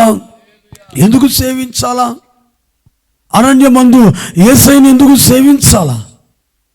దేవుని బిడ్డలారా, దేవుడు నీకు ఇచ్చిన పూర్ణ ఆయుష్ను అనుభవించి పరలోక రాజ్యములోనికి వెళ్ళాలంటే నువ్వు క్షేమముగాను, అర్థమవుతుందా, సుఖముగాను నువ్వు నడిపించబడాలి, క్షేమముగా ఉండాలి. చూడండి, ఈ రోజున మానవునికి ఉన్నటువంటి జ్ఞానాన్ని బట్టి తన బ్రతుకు దినముల్లో క్షేమముగా ఉండాలని నానా రకములైనటువంటి జ్ఞానాన్ని ఉపయోగించి నానా రకములైన ప్రయత్నాలు చేస్తున్నాడు. కానీ ఎంత ప్రయత్నించినా సరే దేవుని బిడ్డ, ఆ వ్యక్తి తన ప్రాణాన్ని క్షేమముగాను, తన యొక్క సంవత్సరం బ్రతుకు దినములు సుఖముగా ఉండేటట్లుగా మాత్రము పొరపాటును కూడా చేసుకోలేకపోతున్నాడు. ఎంత జాగ్రత్త వహించినా అనుకోని రీతిలో అపాయము, గంధములు, కలవరాలు చేస్తున్నాయి. ఒక మాటలో చెప్పాలంటే ఈ కడవరి దినాల్లో మానవునికి క్షేమస్థితి కరువు అయిపోతుంది, సుఖమైన బ్రతుకు దూరం అయిపోతుంది. ఎప్పుడు చూసినా ఏదో ఒక విషయంలో నలిగిపోతూనే ఉన్నాడు, కానీ ఒక్క దినమైన సుఖంగా బ్రతికిన ఆనవాలు కనబడట్లేదు. క్షేమముగా ఉన్నానని గుండెల మీద చేపెట్టుకొని నిద్రపోయినటువంటి దినం ఉండడం లేదు. రాత్రి చూశానండి అతన్ని, తెల్లవారే లోపల శవమై పడి ఉన్నాడు. ఎంత జాగ్రత్త పరుడు, ఎంత మెడిసిన్ వాడుతున్నాడు, ఎన్ని రకాల వైద్యాలు చేయించుకున్నాడు క్షేమముగా ఉండాలని. బ్రతికిన 4 దినాలైనా సుఖంగా ఉండాలని ఎంత తాపత్రయపడ్డాడు. రాత్రింబగలు రెక్కలు ముక్కలు చేసుకుని సంపాదించుకున్నాడు, అనుభవించకుండానే ప్రాణం కోల్పోయాడయ్యా. అయితే రోజున దేవుని బిడ్డ, నేను ప్రకటిస్తున్నా నా ప్రభువైన యేసుక్రీస్తును నువ్వు సేవిస్తే నీకు కలిగిన దానికి సమస్తమునకు ఆయన క్షేమ స్థితిని కలుగు చేస్తాడు. ఆమేన్. హల్లెలూయా, హల్లెలూయా, హల్లెలూయా. నువ్వు బ్రతుకు దినములు నువ్వు సుఖంగా వెళ్ళబుచ్చగలుగుతావు. ఈ రోజున దేవుని బిడ్డ ఒక వ్యక్తి ఎందుకు క్షేమంగా ఉండలేకపోతున్నాడు, ఎందుకు ఒక వ్యక్తి సుఖంగా ఉండలేకపోతున్నాడు అయ్యానంటే ఆ వ్యక్తి ప్రభువుని సేవించట్లేదు. నిజంగా ఒక వ్యక్తి మనసారా ప్రభువుని కానీ సేవించినట్లయితే దేవుని బిడ్డలారా వాళ్ళ పరిస్థితులు ఎలా ఉంటాయంటే క్షేమముగా ఉంటాయి. అపోస్తలుడైన పేతురు ప్రభు పిలిచినప్పుడు సమస్తమును విడిచి యేసు ప్రభుని వెంబడిస్తూ దేవుని బిడ్డ మహిమ కలిగిన పరిచర్య చేస్తున్నాడు. ఒక పర్యాయం ఆయన్ని తీసుకెళ్లి చెరసాల్లో వేసేసి బంధించేస్తున్నారు. చుట్టుపక్కల కాపలాదారులు ఉన్నారు. అయితే బైబిల్లో రాస్తుంది అతడు నిద్రిస్తున్నాడట. ఏం చేస్తున్నాడు ఆయన? చెప్పాలి, ఏం చేస్తున్నాడు? నిద్రిస్తున్నాడు. చెరసాల్లో వేసి అతని మీద ఏదైనా నేరం మోపి అతని మరణదండను విధించాలని అధికారులు, శాస్త్రులు, మతాధికారులు వాళ్ళు ఆలోచిస్తుంటే ఈయన మాత్రం ఎలా ఉన్నాడు అంటే అర్థం ఏంటో తెలుసా? నాకు ఏ అపాయమో రాదు. హల్లెలూయా. నేను క్షేమముగానే ఉంటాను, నేను బ్రతుకు దినములంతా సుఖంగానే ఉంటాను. నా దేవుడు నాకు నియమించిన దినము తప్ప ముందుగా ఏది జరగదని ఒక ధైర్యముతో క్షేమస్థితి కలిగి ఉన్నాడు. కాబట్టి ఆయన హాయిగా నిద్రపోతున్నాడు. చూడండి, అదే యోనా ఓడలో నిద్రపోతుంటే ఓడ నావికుడు వచ్చి ఏం చెప్పాడు? ఓ ఈ నిద్రపోతా, నీకేమొచ్చి ఉన్నది పోయే కాలము, అపాయం వస్తే లేచి మేలుకొని దేవునికి ప్రార్థించకుండా నువ్వెందుకు ఇలా ఉన్నావు అని అడిగారు. కానీ పేతురు ఎలా ఉన్నాడంటే నిద్రపోతున్నాడట. అంటే దాని అర్థం ఏంటి? నా చుట్టూ దేవుడు దూతలు కాపలా ఉంచేస్తున్నాడు కాబట్టి నాకు ఏ అపాయమో రాదు. ఎందుకంటే పేతురు ప్రభుని సేవిస్తున్న వ్యక్తి, పేతురు ప్రభుని ఆరాధించే వ్యక్తి, పేతురు ప్రభుని పూజించే వ్యక్తి, పేతురు ప్రభు యొక్క సేవా పరిచర్యను చేస్తున్న వ్యక్తి. ఈరోజున నా ప్రియమైనటువంటి దేవుని బిడ్డ, నీ జీవితంలో కూడా నువ్వు ప్రభుని సేవించడం, ఆరాధించడము నువ్వు కానీ నేర్చుకున్నట్లయితే, ఆయన ఆరాధించే అనుభవంలోనికి నువ్వు రాగలిగితే నీవు క్షేమముగా ఉంటావు. ఇందాక దానియేలును చెప్పాడు, నేను ఎప్పుడు డాక్టర్లు ఫైల్ ఇసిరేసేసారట, ఆయన ఎవరు పిలవలేదు. నేను అంటాను, ప్రభువే చెరసాలలో ఉన్న పేతురుని ఎవరు తీసుకొచ్చారు బయటికి? ఫిలిప్ వెళ్ళాడా? నతానీయులు వెళ్ళాడు? ఎవరు వెళ్ళారు? దేవుని దూత వచ్చి పేతురుని లేపి చెరసాల పునాదులు కదిలించి తలుపులు తెరిచి దేవుని బిడ్డలారా మరియమ్మ గారి ఇంటి దగ్గరికి తీసుకెళ్ళింది. అన్నను కూడా దేవుని బిడ్డలారా దేవుని యొక్క దూత ఎక్కడికి తీసుకెళ్ళింది? ఎక్కడికి?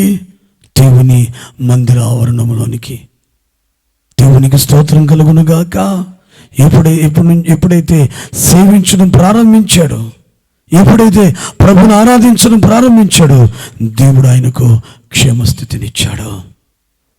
సేవించడం ఆపినా, ఆరాధన వదిలిపెట్టినా మరలా పరిస్థితులు ఎలా ఉంటాయో.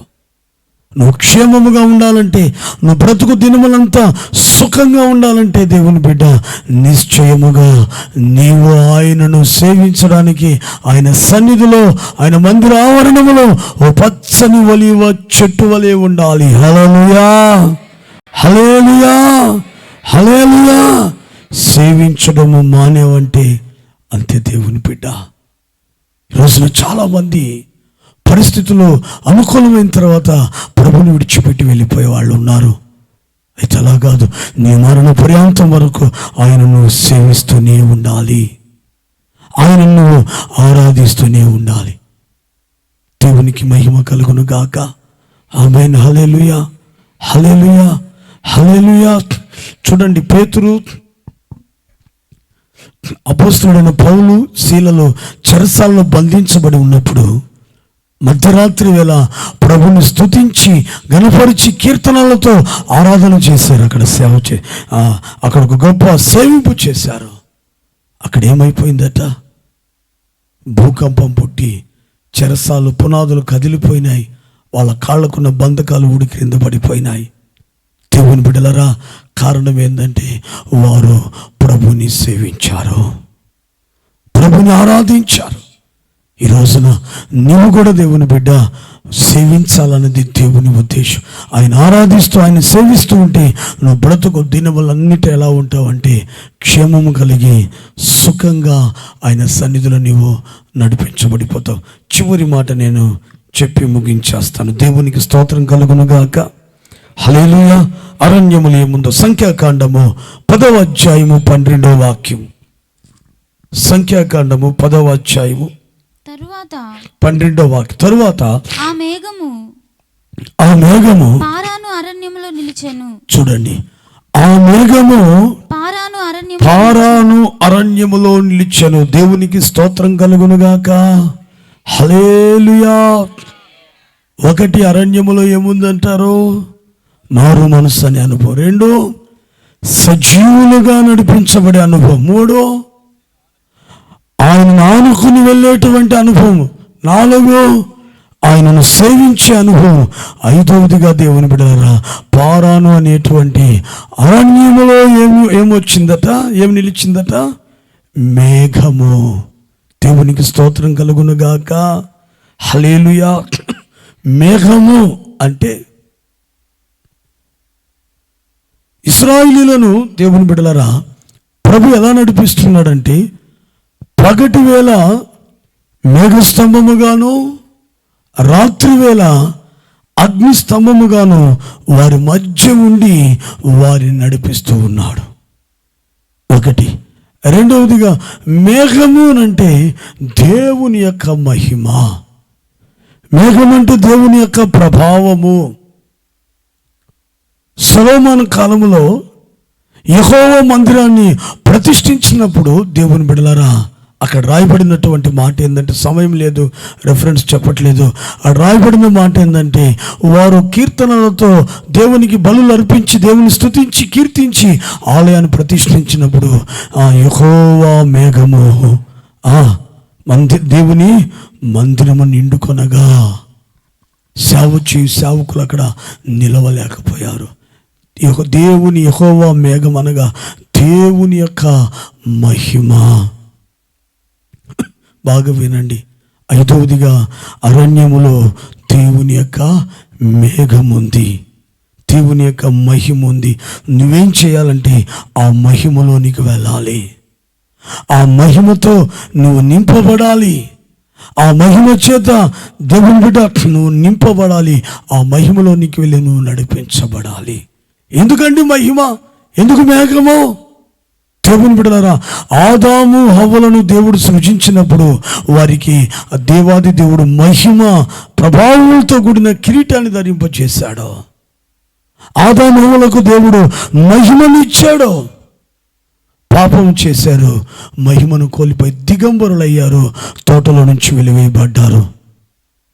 మహిమ ఉన్నంత వరకు దేవుని ఎదుట నిలువబడ్డారు. మహిమ ఉన్నంత వరకు దేవుని ముఖ దర్శనాన్ని చేస్తూ దేవునితో కలిసి చక్కటి సహవాసం కలిగి జీవిస్తూ ఉన్నారు. మహిమను కోల్పోయారు, అక్కడి నుంచి బయటకు త్రోసివేయబడ్డారు. ఇప్పుడు దేవుడు మరలా ఎందుకు నిన్ను అరణ్యములో నడిపించాలని ఉద్దేశిస్తున్నాడంటే ఆ అరణ్యములోనే ఆయన మహిమను ఉంచాడో. నీవు రాత్రి ఆ మహిమలోనికి వెళ్ళాలి. ఆదాము హవ్వ పోగొట్టుకున్నటువంటి దేవుని బిడ్డ ఆ మహిమను ఈ రాత్రి నువ్వేం చేయాలంటే తిరిగి నీవు పొందుకోవాలి. దేవునికి స్తోత్రం కలుగునుగాక. హల్లెలూయా, హల్లెలూయా. మరి ఆ మహిమను మనం పొందాలంటే ఆ మహిమ ఏం చేస్తుంది? ఒకసారి చూడండి. అపోస్తలుడైన పౌలు కొరింథీయులకు రాసినటువంటి పత్రిక, 2వ పత్రిక 3వ అధ్యాయము. ఆ మహిమలోనికి ఎలా మనం వెళ్తాం? ఆ మహిమ నుండి మన మన మన పరిస్థితులు ఎలా ఉంటాయి ఒకసారి చూడండి. 18వ వాక్యం. మనమందరము ముసుకులేని ముఖముతో ప్రభు యొక్క మహిమను అద్దము వలె ప్రతిఫలింప చేయుచు మహిమ నుండి అధిక మహిమను పొందుచు ప్రభువగు ఆత్మ చేత ఆ పోలికగానే మార్చబడుచున్నాము. ఆమేన్. హల్లెలూయా, హల్లెలూయా, హల్లెలూయా. ఒక్క మాటలో చెప్పాలంటే దేవుని బిడ్డలారా, ఎందుకు మనం మహిమలోనికి వెళ్ళాలంటే ఆ మహిమ వలన పరిశుద్ధాత్మ దేవుడు మనలను ఆయన పోలికలోనికి మారుస్తాడు. ఒక్క మాటలో చెప్పాలంటే బాగా గమనించండి. మహిమలోనికి వెళ్తే, మహిమ ద్వారా మనం నింపబడితే దేవుని బిడ్డలారా, మన యొక్క పరిస్థితులు ఎలా ఉంటాయంటే బాగా గమనించాలి. పరిశుద్ధాత్ముడు నిన్ను ఆయన పోలికలోనికి నిన్ను మారుస్తాడు. ఏ పోలిక? క్రీస్తు యేసు యొక్క పోలిక నీలోనికి రప్పిస్తాడు పరిశుద్ధాత్మ దేవుడు. ఎలాగంటే మహిమ ద్వారా. దేవునికి స్తోత్రం కలుగును గాక. హల్లెలూయా, హల్లెలూయా. మహిమ అక్కడ రాయబడినటువంటి మాట, మహిమ నుండి అధిక మహిమను పొందుతూ, మహిమ నుండి అధిక మహిమను పొందుతూ, మహిమను పొందినప్పుడు, మహిమలోనికి నువ్వు వచ్చినప్పుడు పరిశుద్ధాత్ముడు దేవుని బిడ్డ నిన్ను ఆయన పోలికలోనికి మార్చేస్తాడు. దేవునికి స్తోత్రం కలుగును గాక. హల్లెలూయా, హల్లెలూయా. అందుకే రోజున దేవుని బిడ్డ ఈ రాత్రికాల సమయమందు అరణ్యములో ఆయన మహిమను మేఘాన్ని ఎందుకు ఉంచున్నాడంటే నువ్వు ఆయన మహిమలోనికి రావాలి. ఆయన మహిమ నిన్ను కమ్ముకోవాలి. ఆ మహిమ ఎప్పుడైతే నిన్నుకు వస్తుందో పరిశుద్ధాత్ముడు నిన్ను ఆయన పోలిక చొప్పున నిన్ను మారుస్తాడు. ఒక వ్యక్తి ప్రభు రాకడలో ఎత్తబడాలంటే, ప్రభు రాకడలు ఎత్తబడి మహిమ కలిగినటువంటి సియోను యెరూషలేములోనికి వెళ్ళాలంటే ఆ వ్యక్తి క్రీస్తు యేసు పోలిక చొప్పున రూపాంతరం పొందాలి. అలా క్రీస్తు యేసు పోలికలోకి ఎవరు మారుస్తారయ్యా అంటే పరిశుద్ధాత్ముడు. ఎప్పుడంటే దేవుని మహిమ నీలోనికి వచ్చినప్పుడు. ఆదాములో దేవుని బిడ్డలారా మహిమ ఉన్నింది, దేవుడిచ్చాడు మహిమ. మహిమ ఎప్పుడు పోయింది? పాపం చేసినప్పుడు. ఇప్పుడు మహిమ రావాలంటే పాపము నీలో నుంచి తొలగించబడి ప్రాణాత్మ శరీరము క్రీస్తు యేసు రాకడ యందు నిందారహితముగా ఉండినట్లుగా ఎవరైతే తమను తాము పరిశుద్ధపరుచుకుంటారో వారిని దేవుని మహిమ కమ్ముకుంటుంది. ప్రైజ్ ది లార్డ్, హల్లెలూయా. ఎప్పుడైతే దేవుని మహిమ ఒక వ్యక్తిని కమ్ముకుంటుందో పరిశుద్ధాత్ముడు ఆ క్షణము నుండి వారిలో కార్యము ప్రారంభిస్తాడు. నీ మాటలు మారుస్తాడు, నీ తలంపులు, నీ ఉద్దేశాలు, నీ క్రియలు, నీ బ్రతుకు బాటని మార్చేస్తాడు. ఎలాగంటే క్రీస్తు యేసు వలె మార్చేస్తాడు. హల్లెలూయా. చాలామంది క్రీస్తు యేసు పోలికంటే, ఆయన పోలికంటే ఆయనలాగా ఉండడం కాదు. అర్థమవుతుందా? ఆయన తత్వము, ఆయన స్వభావము, ఆయనలో ఉన్నటువంటి దేవుని బిడ్డలుగా శ్రేష్టమైనటువంటి కార్యములు నీలో నాలో జరిగిస్తాడు పరిశుద్ధాత్మ దేవుడు. అది క్రీస్తునందు సంపూర్ణులుగా మార్చబడడం, క్రీస్తు పోలికలోనికి మనం మార్చబడము. పరిశుద్ధాత్మ దేవుడి మనలను మారుస్తాడు. అయితే దేవుని బిడ్డ నిన్ను పవిత్రపరచుకుంటే దేవుని మహిమ నీలోకి వస్తుంది. పరిశుద్ధాత్ముడు నిన్ను ఆయన పోలికలోకి తీసుకెళ్ళిపోతాడు. ఈ రాత్రి ఆయన పోలికలోకి వెళ్ళావంటే ఖచ్చితంగా రాకడలు ఎత్తబడిపోతావు. రాకడలు ఎత్తబడ్డావంటే అదిగో సియోను యెరూషలేములో దేవుడు నీకు నిర్ణయించిన మహిమ కలిగిన స్థలాన్ని, స్వాస్థ్యాన్ని నువ్వు స్వాధీనపరచుకుంటావు. అందుకే మహిమను పొందాలి. ఆ తర్వాత పరిశుద్ధాత్మ దేవుడు నిన్ను ఆయన పోలికలోనికి తీసుకెళ్తాడు. చాలామంది అనుకుంటున్నారు ఈ రోజున దేవుని మహిమ అంటే ఏదైనా స్వస్థత జరిగిపోవడం, అద్భుతం అది నిజంగా ఒక వ్యక్తిలోనికి మహిమ ఎప్పుడు వస్తుందంటే తను తాను పవిత్రపరచుకొని పరిశుద్ధపరచుకున్నప్పుడు దేవుని యొక్క మహిమ వస్తుంది. ఆ మహిమలో పరిశుద్ధాత్ముడు ఏం చేస్తాడంటే కార్యాన్ని జరిగిస్తాడు. అదేం కార్యం అంటే క్రీస్తు పోలికలో నిన్ను నన్ను ఏం చేస్తాడంటే మార్చి ఆయన రాకడ కొరకు సిద్ధపరుస్తాడు. చాలామంది ఎలా ఉంటారంటే దేవుని బిడ్డలారా, దేవుని మహిమను పొందినట్లుగా అనిపిస్తున్నారు ఈ కడవరి దినాల్లో. నిజంగా మహిమ వారిలో ఉందయ్యా, ప్రభావం వారిలో ఉందయ్యా అని అంటే పరిశుద్ధాత్ముని చేత నడిపించబడుతూ పరిశుద్ధాత్మలో అతనిలో క్రియ జరిగించబడుతుంది.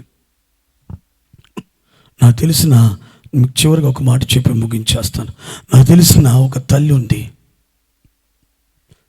ఆమెను గురించి నేను విన్నాను, నాకు బాగా తెలుసు. అయితే తర్వాత ఆమెను గురించి నేను మా దైవజనులో ఒక మాట చెప్పాడు. ఆమెను చూస్తే ఆమె అందరితో చెప్పుకుంటుందని, భలే అభిషేకం, మంచి అభిషేకం పొందుకుంటుంది. ఆ చుట్టుప్రక్కల అనుకునేవాళ్ళు దేవుని శక్తి, దేవుని మహిమలో ఉందే అనుకునేవాళ్ళు. దేవునికి స్తోత్రం కలుగును గాక. హల్లెలూయా. ఆమె మాట్లాడిన కూడా మాటలు కూడా అలాగే ఉంటుంది. ఆమె చెప్పుకుంటూ ఉంటుందట, దేవుని శక్తి నన్ను తాకింది, దేవుని మహిమ నన్ను కమ్ముకోనింది, నేను ఖచ్చితంగా పరలోక రాజ్యానికి వెళ్ళిపోతాను అనుకుని చాలాసార్లు చెప్పుకుంటూ ఉండేదట. ఆ పక్కింటోళ్ళకి వీళ్ళకి చెప్పేదట, మీరు కూడా ప్రభువుని నమ్ముకోండి, ప్రభు రాజ్యంలోకి మీరు వారసులుగా మార్చబడతారని చెప్తూ ఉండేది. పక్కన ఒక ఇంటి ప్రక్కన ఒక అమ్మాయి ఉంటే ఆ అమ్మాయికి చెప్తూ ఉండేదట, నువ్వు కూడా నేను వెళ్ళే మందిరానికి రా, నీ జీవితంలో కష్టాలని తీరిపోతాయి, దేవుని మహిమ చూడు నన్ను కమ్ముకునింది, దేవుని శక్తి నన్ను తాకుతుంది, రా నువ్వు కూడా ఇటువంటి అనుభవంలోకి వస్తావని చెప్తుంటే ఆమె కూడా దాదాపుగా ఆ మాటలకు ఆకర్షించబడి రావడానికి ఇష్టపడింది. అంతలో వీడు ఊరికినే ఉంటాడా? ఎవరాడు? సాతాను. ఒకరోజు ఆ ఇంటి పక్కన ఉన్న అమ్మాయి వచ్చి ఆంటీ ఇంటి పని చేస్తున్నారు, కొంచెం గడ్డపార కావాలంటే అనిందట. ఏంది? అప్పుడు ఏమనింది? ఎవరు? మహిమతో నింపబడిన ఆమె. పొమ్మా, ఎంత పెద్ద గడ్డపార ఉండింది మాకు, అందరికి ఇచ్చి ఏమైంది, ఎంత అయిపోయింది అంటే ఏంది అక్కడ? ఏం లేదు అక్కడ, ప్రేమ లేదు. నిజంగా పరిశుద్ధాత్మని నడిపింపు ఉంటే శత్రువులు కూడా క్షమించేస్తారు. ఆమె శత్రువు కాదు పాపం, ఈమె సువార్త బాధితురాలు. ఈమె సువార్త బాధితురాలు. ఇక ఆమె ప్రభులోకి వస్తుందమ్మా. ఈ రోజులు చాలామంది అనుకుంటున్నారు మందిరానికి రాని పిలిస్తే దేవుని మహిమ ఉందేమో, దేవుని శక్తి కాదు. దేవుని బిడ్డ నిజంగా మహిమ ఉంటే పరిశుద్ధాత్మని క్రియ. అది ఏంటంటే క్రీస్తు పోలిక. క్రీస్తులో ఉన్న శ్రేష్టమైన తత్వం ఏంటంటే సంపూర్ణమైన ప్రేమ. హల్లెలూయా, హల్లెలూయా. నువ్వు తెల్లబట్టలు వేసుకో, ఏదైనా వేసుకో, నువ్వెంత అభిషేకం పొందుకున్నా ఎదుటి వ్యక్తిని ప్రేమించకపోతే నీలో దెయ్యం ఉంది, దురాత్మ ఉంది అనుకో. స్తోత్రం కలుగును గాక. హల్లెలూయా, హల్లెలూయా, హల్లెలూయా, హల్లెలూయా, హల్లెలూయా. నువ్వు నిజంగా దేవుని పోలికలో నువ్వు ఉన్నావంటే ఆయన ప్రేమ నీలో ఉంటుంది. ఎవరినైనా కూడా దేవుని బిడ్డలారా ప్రేమించి, అర్థమైంది, యేసు ప్రభు ఆయన దూషించిన వారిని, హింసించిన వారిని కూడా ప్రేమించారు. అటువంటి అనుభవంలోనికి పరిశుద్ధాత్ముడే తీసుకువెళ్తాడు. కాబట్టి రాత్రి దేవుని బిడ్డలారా బాగా గమనించాలి. ఐదవదిగా అరణ్యములో మేఘం ఉంది, దేవుని మహిమ. ఆ మహిమలోనికి నువ్వు రావాలి. ఆ మహిమ చేత నువ్వు నింపబడాలంటే నువ్వు పవిత్రపరచుకుంటే మహిమ వస్తుంది. పరిశుద్ధాత్ముడు నీలోకి వచ్చి నిన్ను క్రీస్తు పోలికలోనికి మార్చేస్తాడు. అప్పుడు నువ్వేమవుతావంటే మేఘాల మీదకి ఆకాశ మండలమందు రానైన క్రీస్తు యేసుని ఎదుర్కొన్నట్టుగా ఆయన రాకడలో వెళ్ళిపోతావు. వెళితే నిత్యరాజ్యమైన నువ్వు ఎదురు చూస్తున్న, కనిపెట్టుకున్న మహిమ కలిగిన పరలోక పట్టణానికి నీవు ఆ వాగ్దాన దేశంలో ప్రవేశించి యేసయ్యతో యుగ యుగములు నువ్వు జీవించగలుగుతావు. కాబట్టి ఈ రాత్రి దేవుని బిడ్డ ఆయన ఎందుకు అరణ్యమందు మనల్ని నడిపించాలనుకున్నాడు? 40 సంవత్సరాలు ఇశ్రాయేలుని ఎందుకు నడిపించాడు? ఈ రాత్రి నిన్ను నన్ను అరణ్యమందు ఎందుకు నడిపించాలనుకుంటున్నాడంటే ఆ నిత్య రాజ్యమును స్వతంత్రించుకుని యుగ యుగములు ఆయన సన్నిధిలో ఆయనతో పాటు జీవించడానికి ఈ అరణ్యమందు 5 అనుభవాలు నేర్పించడానికి. అవేంటో ఒక్కొక్కటి చెప్పండి. నెంబర్ 1, గట్టిగా చెప్పండి, గట్టిగా. చంద్రశేఖరపురానికి వినబడాలా? గట్టిగా. 1, మారు మనసు పొందాలి. 2, సజీవులుగా మారాలి. 3, ఆయనను హత్తుకోవాలి, లేదంటే ఆయన మీద ఆనుకోవాలి. 4, ఆయనను సేవించాలి.